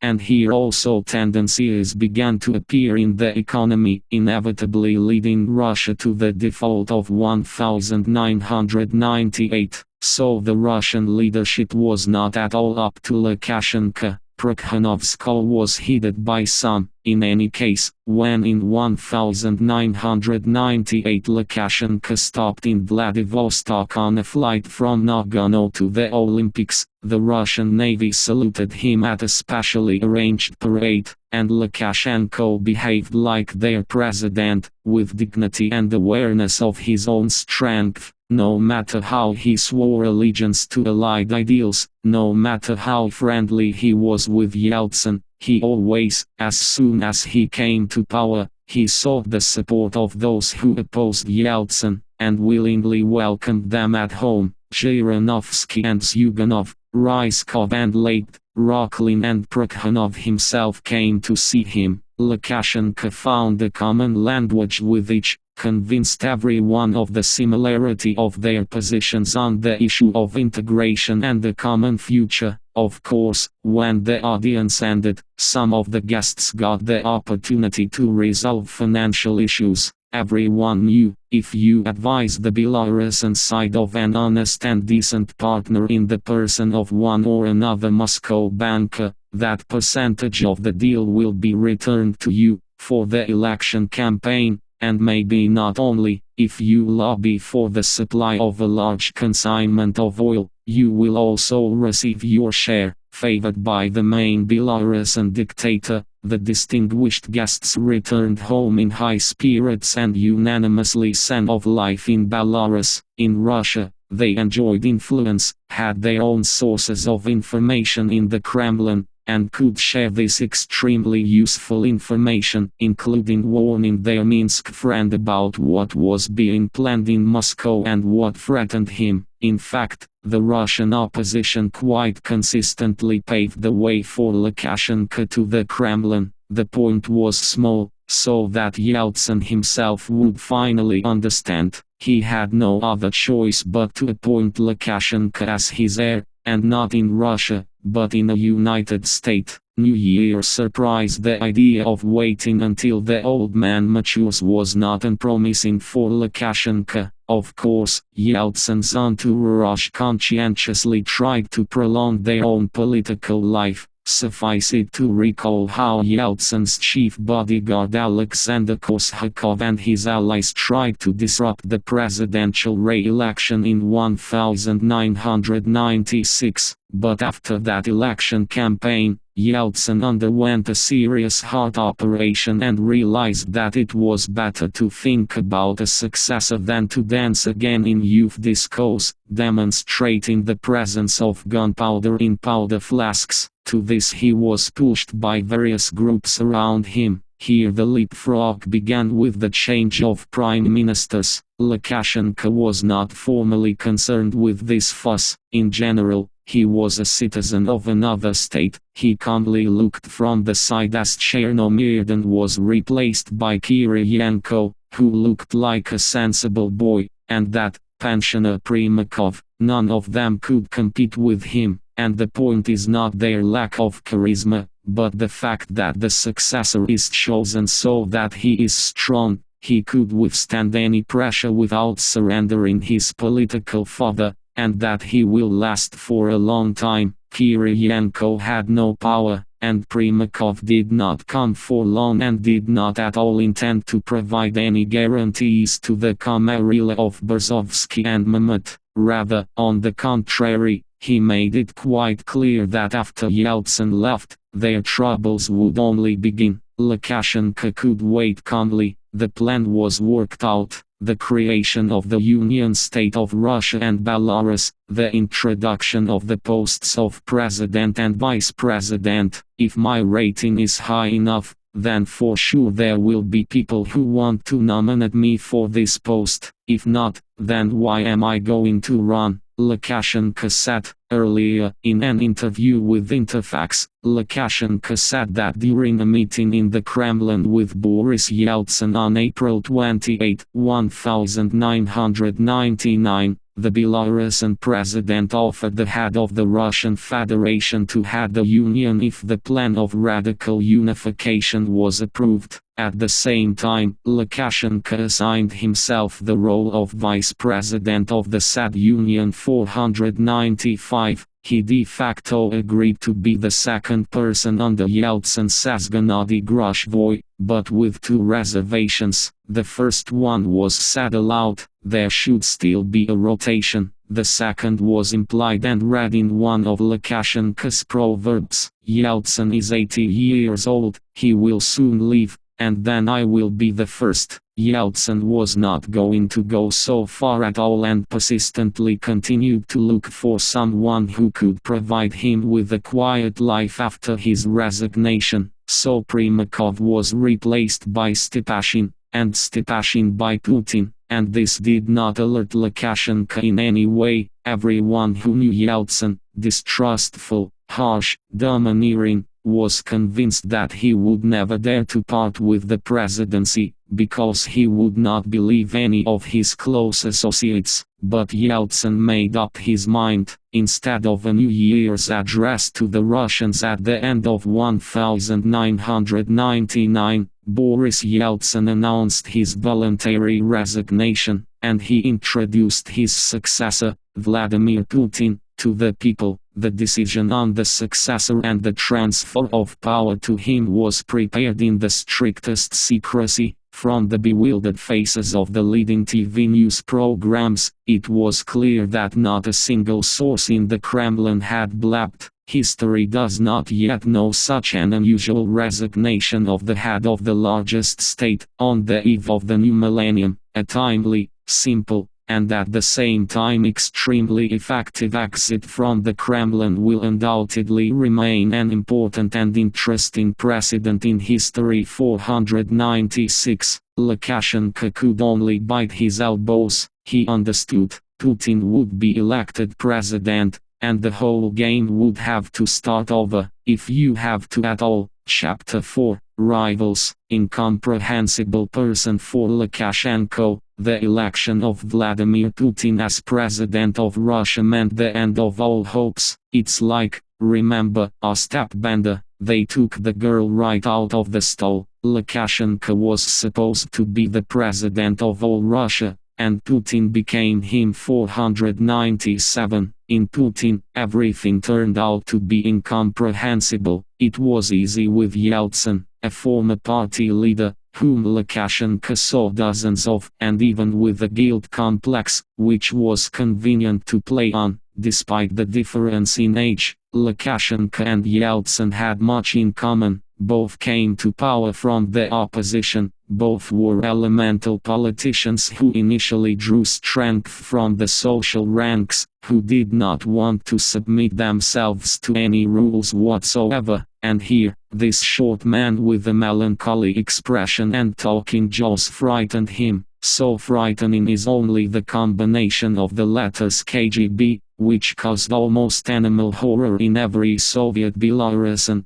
who has long believed in the omnipotence of the special services. Putin was incomprehensible, alien and, it seemed, surpassed him in everything. He graduated from the law faculty of Leningrad University and was obviously an educated person, and by no means a simpleton. And Lukashenko, no matter how much he talked about the two diplomas he received, always felt the shortcomings of his own education, which is worth, say, an unforgivable puncture on live television with Vasil Bykov's poems which Alexander Grigorievich allegedly read at school. Putin's knowledge of German and English is again a plus in comparison with Lukashenko, who would not have received a high rating in any of the two state languages. Finally, the romantic profession of a scout is what he himself, Lukashenko in his youth, should have striven with his soul, but it did not work out. The most unpleasant thing was that Lukashenko saw how slowly but surely those whom he considered his own enemies, Russian market Democrats, were coming to Putin. Here Chubais pulled himself up, here Nemtsov supported,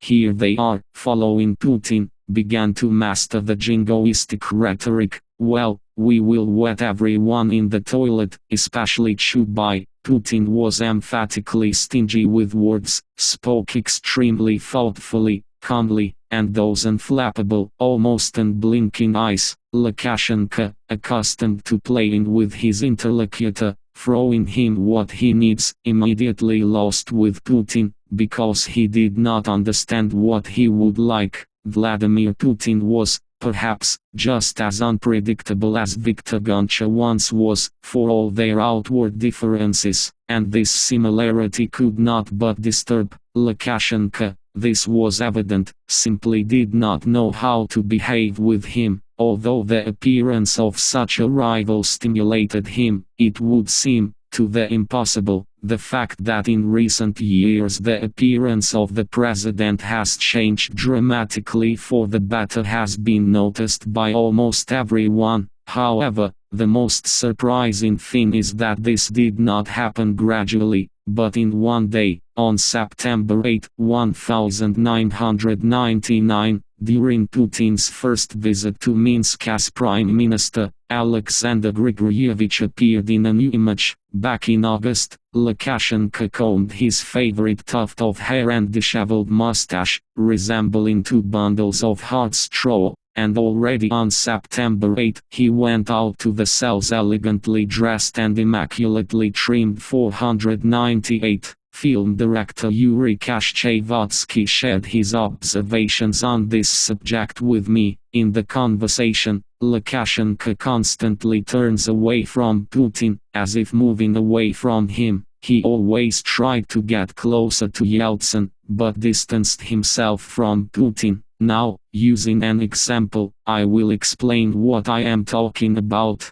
Once at my friend's, we looked at an old, from the beginning of the 20th century, a collected photograph of the newspaper's editorial office. On it people sit, stand, look at each other, and I immediately, and unmistakably, told him, and he knew the relationship in this edition well, who was fighting with whom, who was friends with whom. this is very visible mise-en-scene. Either you are ready to embrace the interlocutor, or you are ready to throw him over your heap. So the whole look of Lukashenko, when he appears next to Putin, indicates that at any moment he is ready to throw him over his heap. In addition, Putin did not have a guilt complex for the fact that someone destroyed the Soviet Union, and therefore, he did not have the string on which to play. He was not going to collect and revive anything, except for order, and the Belarusian colleague with all the integration ideas was useless to him. Lukashenko was confused. New layout. It was already a completely new political combination.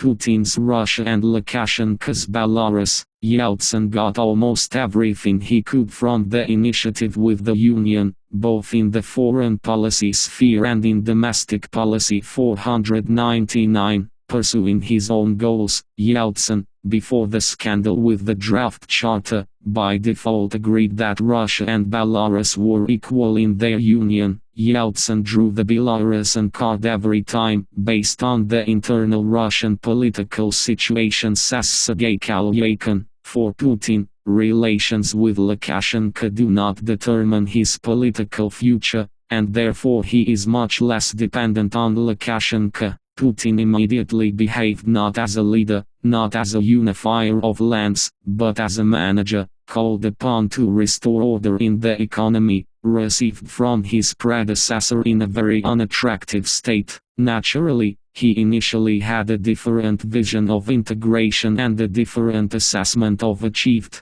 Belarusian economist Pavel Deiniko believes, integration according to Putin is when both sides win. First of all, business wins. In the project developed by that time, only the customs union is such a measure that has some kind of integration sense, and, of course, proposals for a single ruble. Everything else is a set of extremely confused projects that are not realized at all. As soon as Putin moved from ideological schemes to questions of practical economics, the old model of the Union cracked at the seams. The President of Russia could not put up with the obviously voluntaristic proposal that a country whose GDP is about 3% of Russia's, according to Putin, influence the financial policy of the Union to the same extent as Russia. For the pragmatic Putin, it was obvious that Russian business did not benefit from integration. Yes, the Belarusian market for Russian entrepreneurs has been preserved, but the purchasing power of Belarusians in this market has hardly grown. And then there is Lukashenko with his desire to protect his producers by far from market measures. In 2001-2004 alone, the government of Belarus repeatedly tried to restrict the import of Russian beer, pasta, confectionery and other products into the territory of its country, nor could Putin be satisfied with Lukashenko's attitude to the problem of privatization. Russian oil workers needed plants that would complete the technological cycle of oil refining. During Soviet times, the most modern oil refineries were built on the territory of Belarus. Now the oil oligarchs were ready to buy shares in these plants and invest in their further reconstruction.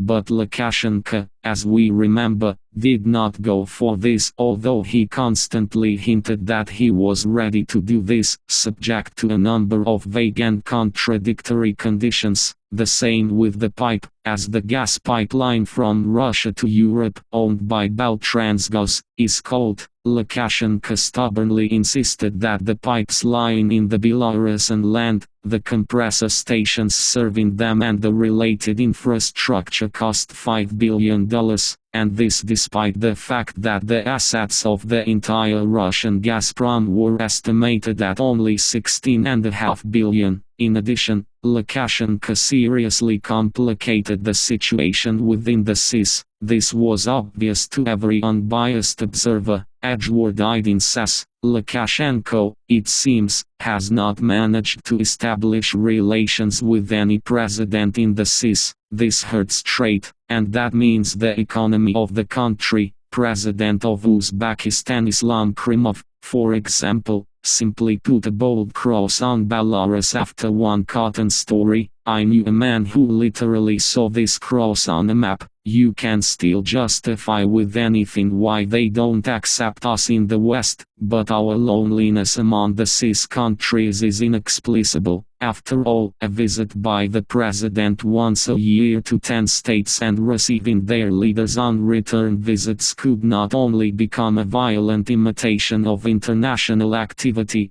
but also bring real economic benefits to the country, and hence to people. But that doesn't work. Also because in the president's club it is important to follow the rules, including the ability not to endure quarrels from the club, and Lukashenko has known problems with this. It was precisely in order to save the CIS, or at least preserve a relatively favorable space around Russia, that Putin was obliged to explain to Lukashenko, Belarus cannot claim political leadership, if only because there is Kazakhstan, Ukraine, Azerbaijan, to recognize someone's leading role, so only the role of Russia. It is impossible not to observe any rules of the game at all. But Lukashenko firmly stood his ground, while continuing to support his own country at the expense of far from the most prosperous Russia. Putin understands Leonid Sinitsyn believes that the union between Belarus and Russia has not yet been exhausted, and at the same time he sees that this is a hopeless path for him. Therefore, he draws Lukashenko to build a new structure. He is trying to form a single economic space. Lukashenko is jarring because his ideas, his proposals for the construction of a single state are crumbling. Let the flies be separate. Lukashenko probably understood how much his stubbornness irritated Putin, but to overpower himself, as always, was not easy, especially since he had to retreat from almost conquered positions. But Putin also had nowhere to retreat behind, after all, not only Moscow. To intercept the integration initiative, directing it in a reasonable direction, became for the Russian leader a matter of honor and a matter of political expediency. And then there's the Russian governors, who only yesterday were ready to hand over Yeltsin for the sake of their own, as they thought. Lukashenko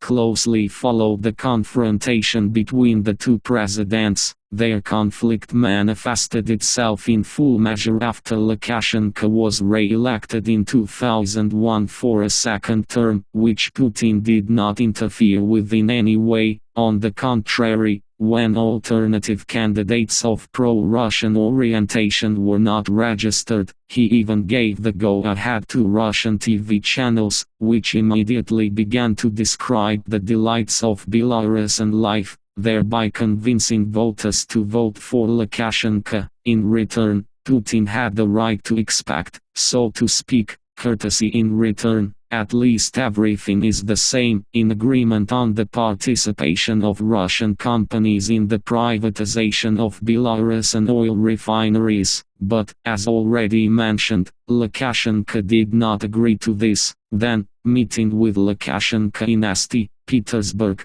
Vladimir Putin said, "It is impossible to try to restore the USSR at the expense of Russia's economic interests, since this will strengthen the centrifugal forces within the country and weaken Russia economically." It was a fairly unambiguous hint that political equality, as in the days of the Soviet Union, cannot be in the union of Russia and Belarus, since it is unprofitable for Russia. But that was only the beginning. Lukashenko's two-day visit to Putin's homeland coincided with the visit of German Chancellor Gerhard Schroeder, and while Lukashenko was playing hockey, renovating the ice field of the new sports palace, Putin, Schroeder and Ukrainian President Leonid Kuchma signed an agreement to create a gas consortium to build a new pipe bypassing Belarus. These educational activities did not end there. There, in St. Petersburg,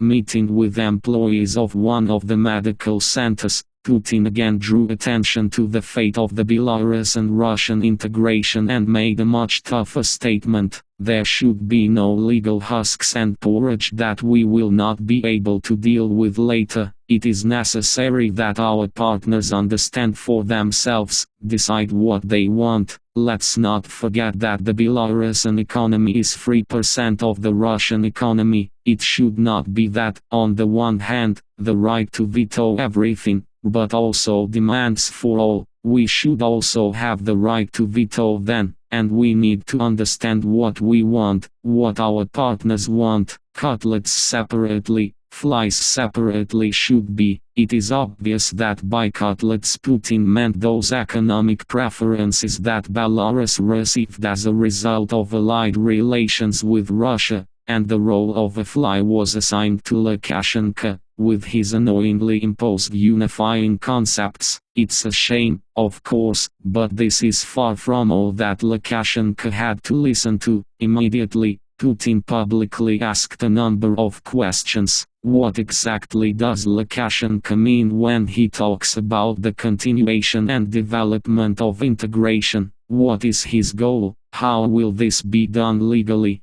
Does Lukashenko see the future of the Union state on the model of the European Union? Does he consider full integration possible when 6 Belarusian regions and the city of Minsk are part of the Russian Federation as subjects of the Federation, or everything should remain as it is, but then without words about development and without mutual reproaches? Just do not say, they say, later that you were denied the right to integration. The harshness with which Putin demanded that his Belarusian counterpart make a choice was unprecedented. Lukashenko missed the initiative of the main unifier. After all, it is impossible to offer a more radical form of integration than the entry of a smaller state into a larger one, and even voluntarily, he was forced to retreat. Let's, they say, leave everything as it is. From that moment on, integration ideas, no matter who they came from, were only sabotaged by the Belarusian leadership.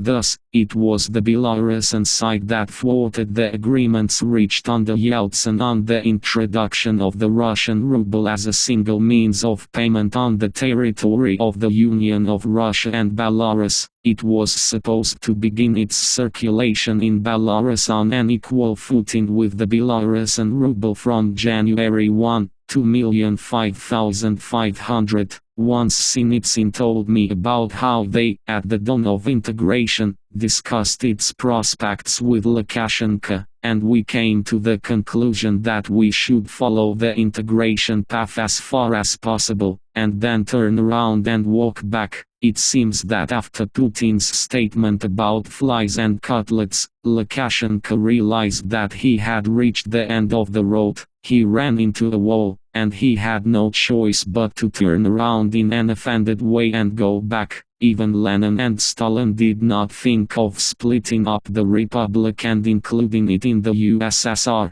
He doesn't listen to me no matter how many times Lukashenko and Putin met after the Leningrad scandal. Everyone understood that they would never come to an agreement. What is there to talk about, says Gennady Grusheva, if neither one nor the other wants to share power? Putin, by definition, will not share it. It was still not enough for Great Russia to cede power to someone, and Lukashenko will not share power with him, because politically this is the end for him. It is better for him to be a great dictator in a small country than a second person in a huge country. I remember that in 2001, preparing for his own election campaign, Leonid Sinitsyn tried to model his own version of a dialogue with the Russian leader, one that wouldn't tie the knot of conflict. If Putin offered me to unite by provinces, I would tell him, Vladimir Vladimirovich, are we talking about an equal alliance with you? Yes, Vladimir Vladimirovich would say, but what kind of an equal union is this? If Belarus disappears when the provinces become part of Russia, this is unequal. What needs to be done to be equal? Putin would ask me, I would tell him, let Russia disappear in the same way, let's dissolve it in the Union. I adhere to this approach even now. Belarus and Russia need to unite into a single state, and it is no longer about the sovereignty of Belarus and Russia, but about collective sovereignty, which is much more valuable in today's world than the sovereignty of a small country. The collective sovereignty of the new state is much more, well, the best and traditional way to get away from a bad offer is to forward it to the opponent. At the very least, it allows you to pretend that you did not notice the insult inflicted on you, but Lukashenko did not use this technique.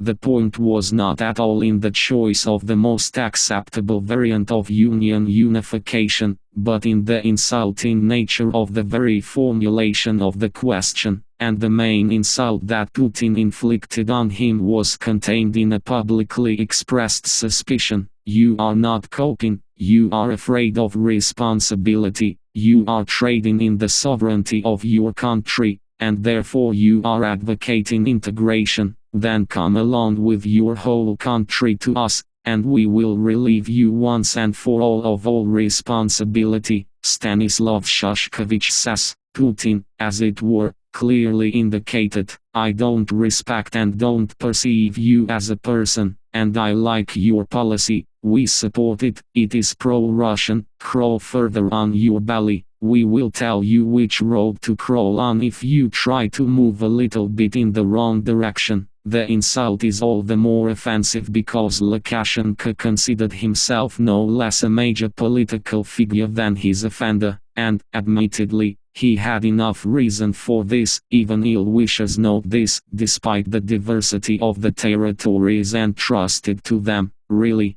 Putin is a coordinated figure, and Lukashenko broke into power, he fought for it. Therefore, Putin has some kind of psychological complex, despite his external equanimity, and in this he noticeably loses to Lukashenko, who behaves much more self-confidently. The people elected me, I am who I am. 501. Putin is a hired official, this is shown in all his behavior, and Lukashenko, whatever you say, is the people's choice, and this is rushing out of him, giving him confidence. 502. No, Alexander Lukashenko does not look like such a weakling at all compared to his Russian colleague and opponent. It is worth comparing, for example, their New Year's greetings, each to his people, in order to think about the fact that in an open television debate, if such suddenly took place, Lukashenko would most likely win, taking the audience not only with his immense populism, but also pressure, artistry,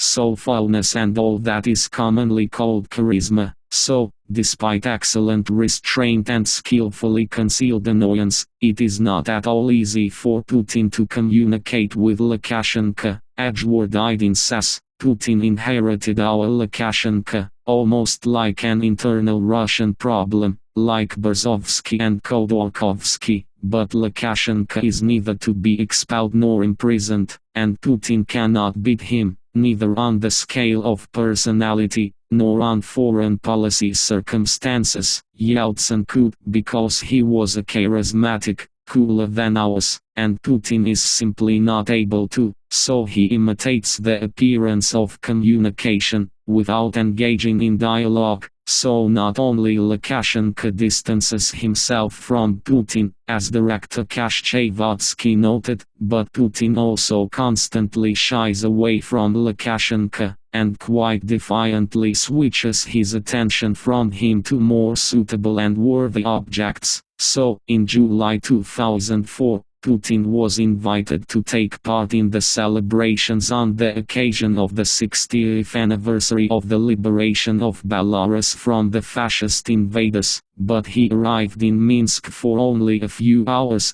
and that night, after talking with the veterans, the president of Russia immediately flew to Moscow, and at the time when Alexander Lukashenko in the uniform of Generalissimo Stalin took his victory parade, Putin and other members of the CIS presidential club in an informal conversation at the Hippodrome discussed a common position towards the US. The topic of the conversation made Putin's departure even more insulting. Lukashenko, more than other Commonwealth presidents, would have been interested in publicly criticizing the organization whose office in Minsk had ruined his nerves, and in the fall of 2004, when Putin, Lukashenko and Azerbaijani President Ilham Aliyev arrived in Kiev to attend the celebrations for the 60th anniversary of the liberation of Kiev, Putin refused to use this opportunity to hold any separate negotiations with Lukashenko, and he resentfully returned to Minsk a day earlier. One got the impression that in this way Putin deliberately pushed him, realizing that having lost the status of the main political partner of the Russian president, Lukashenko automatically loses all positions in the CIS 503. Putin could not afford to lose the educational process, but he couldn't win either. It is not by chance that they say that in a conversation with Polish President Alexander Kwasniewski, who tried to gently raise the issue of Russia's special role in resolving the internal Belarusian conflict and bringing the Belarusian leader to at least some intelligible standards of political culture,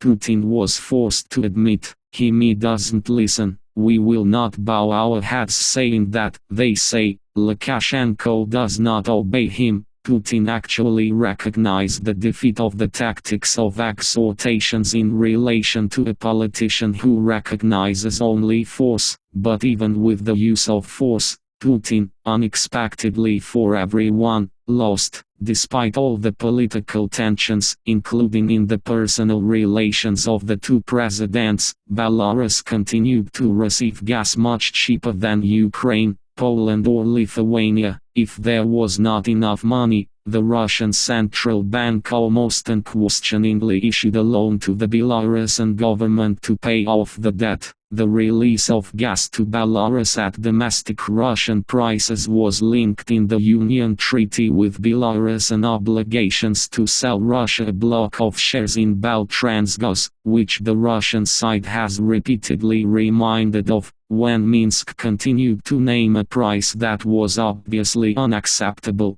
Gazprom, in response, which was logical, demanded an increase in payment for the gas supplied. Belarus refused to pay more. Gazprom, for educational purposes, tried to limit the volume of gas supplied, but the Belarusians began to simply select gas intended for Europe for their needs, and refused to pay for it at all, referring to the unsettled issue of the price. Finally, on February 18, 2004, the gas was turned off, and they did not serve it for about a day. This was the first openly violent clash of interests, and regardless of who personally sanctioned such an exceptional step, the loser in all respects turned out to be Putin. As a result of this action, Russia received an explosion of indignant public opinion in the West. Belarus is a transit state, through which Russian gas was supposed to go further,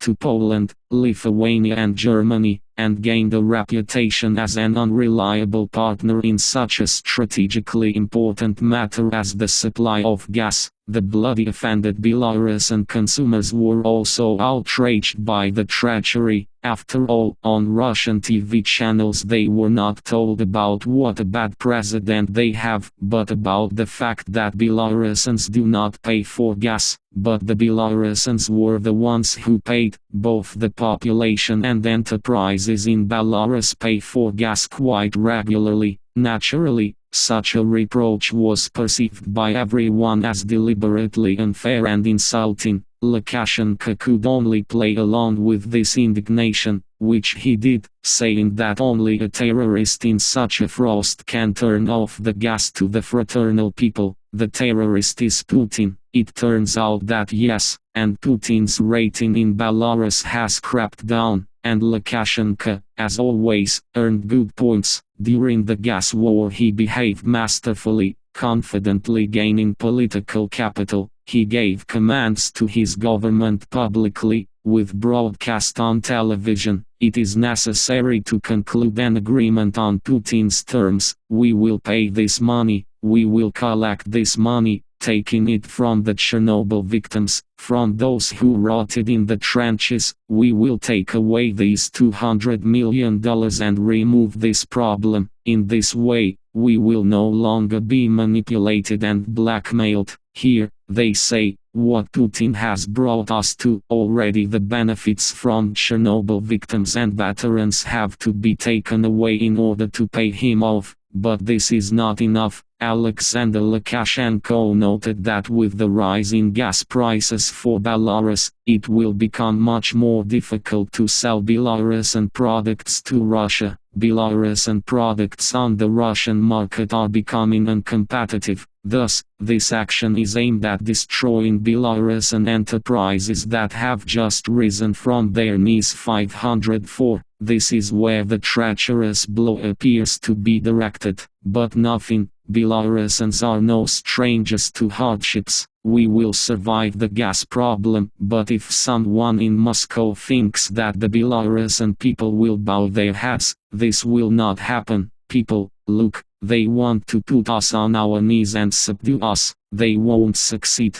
They actually failed, especially since the next day Russia was forced to turn on the gas, both for the West and for Belarus. Lukashenko won again, no matter that the contracts for the supply of gas still had to be signed and the Russians raised the price of gas, not quite as much as they wanted. It is estimated that Belarus lost about $200 million on this, but is it about money? For such and such penny, and Putin managed to expose the loser, and the whole world once again to show that it is not so easy with us. Was Lukashenko's game was how much to pay for gas? No, the game was to show Russia and Europe what will happen to them as soon as the gas valve is turned on in Belarus, which is in the presidential hands. One can object, but what about your own people? What will happen to him if, God forbid, this happens? And that will be the rural population of Belarus, which hits its homes, as in any village in the post-Soviet space, with pit briquettes,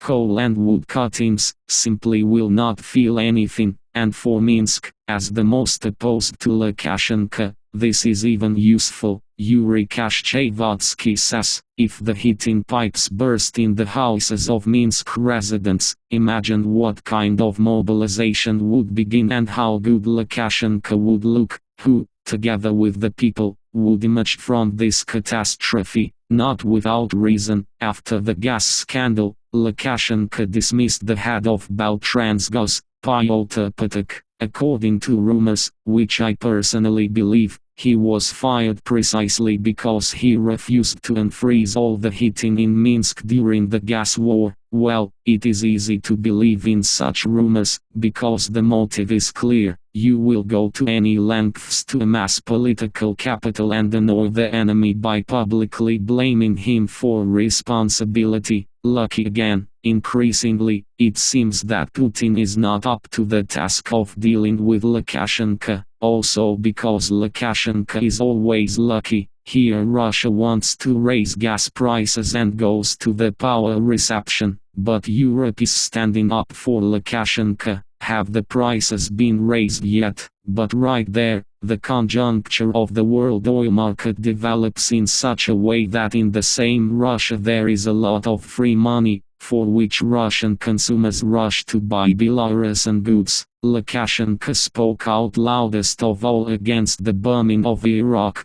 defended his friend Saddam Hussein to the last and even supplied him with equipment, but he only benefited from these bombings, because oil prices jumped because of them. The point, of course, is the linking of the Belarusian economy to the Russian one. This is luck, but the luck of a leech when the one to whom it has stuck becomes more full-blooded. In 2001, Lukashenko's elegant victory in the elections bordered on such a brazen falsification that it could not but cause outrage in the world. But the elections in Belarus were held on September 9, and on September 11, everyone was no longer up to Lukashenko with his elections. When skyscrapers collapse and tens of thousands of people die, who remembers the autocrats ruling in small countries? On October 23, 2002, the Belarusian authorities expelled Boris Nemtsov, leader of the Union of Right Forces parliamentary faction,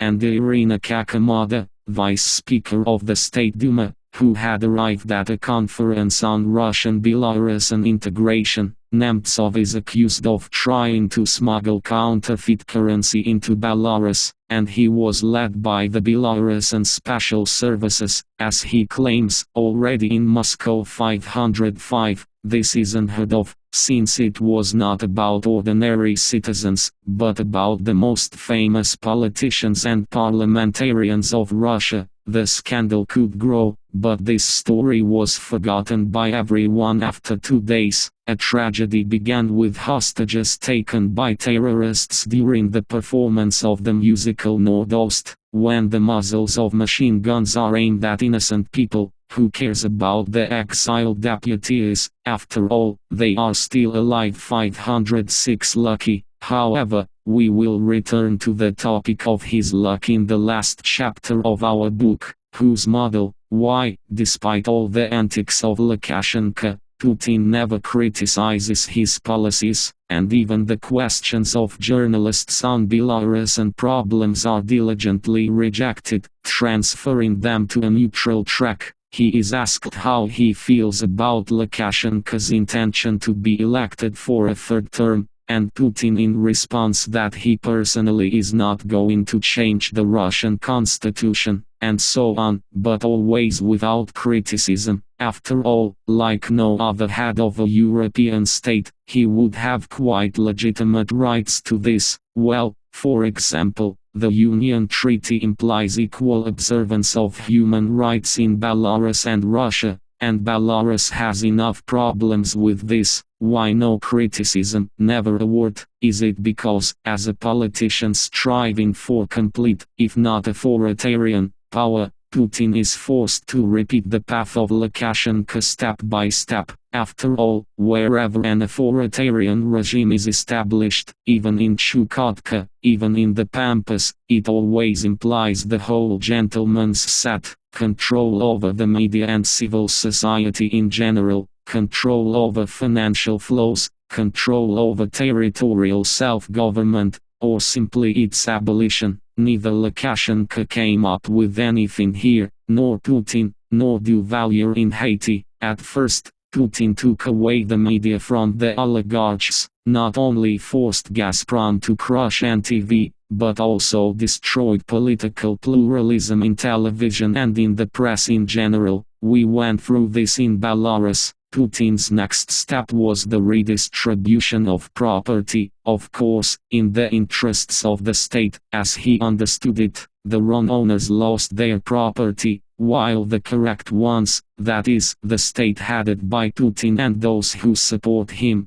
received it. And so that it would not be habitual for anyone to forget, the most resisting, Khodorkovsky, was put in jail, so to say, a show trial, but in reality, the establishment of full control over financial flows, and we went through this in Belarus. The next step was the transformation of the opposition Duma into a controlled Duma, almost one party. True, the constitution has not yet been changed. Why, if the ruling party already has a constitutional majority? De jure, separation of powers. De facto, the principle of separation of powers has been destroyed. Then Putin wondered how manageable the regions were, whether Russia was falling apart, and he proposed to eliminate the elective institution of governors, replacing them with appointed governors. They say, since the people have entrusted the president with full power,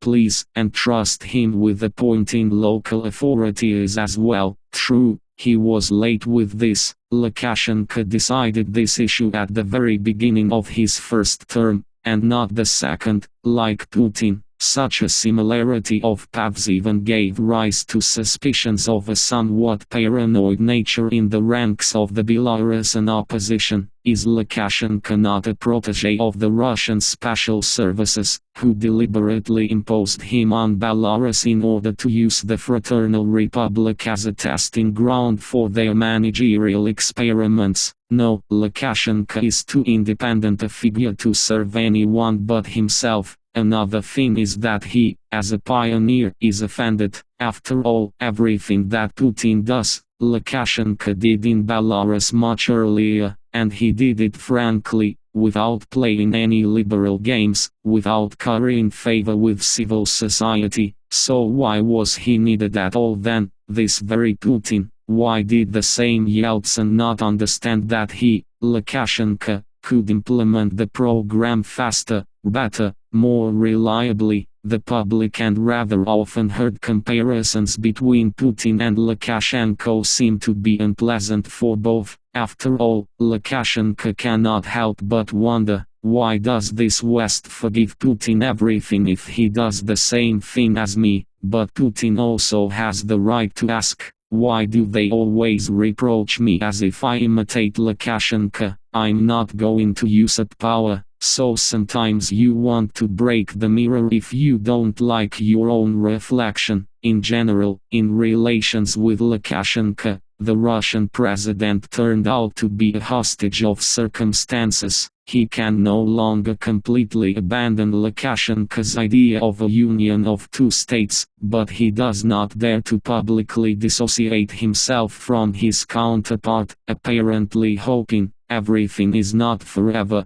and sooner or later Lukashenko will leave. In 2006, the second and last, according to the constitution, term of the presidency of Alexander Lukashenko ends. It's best to wait, but Lukashenko also understands that everything is temporary. The only difference is that he does not intend to leave at all, and even more so, to hand over positions to Putin.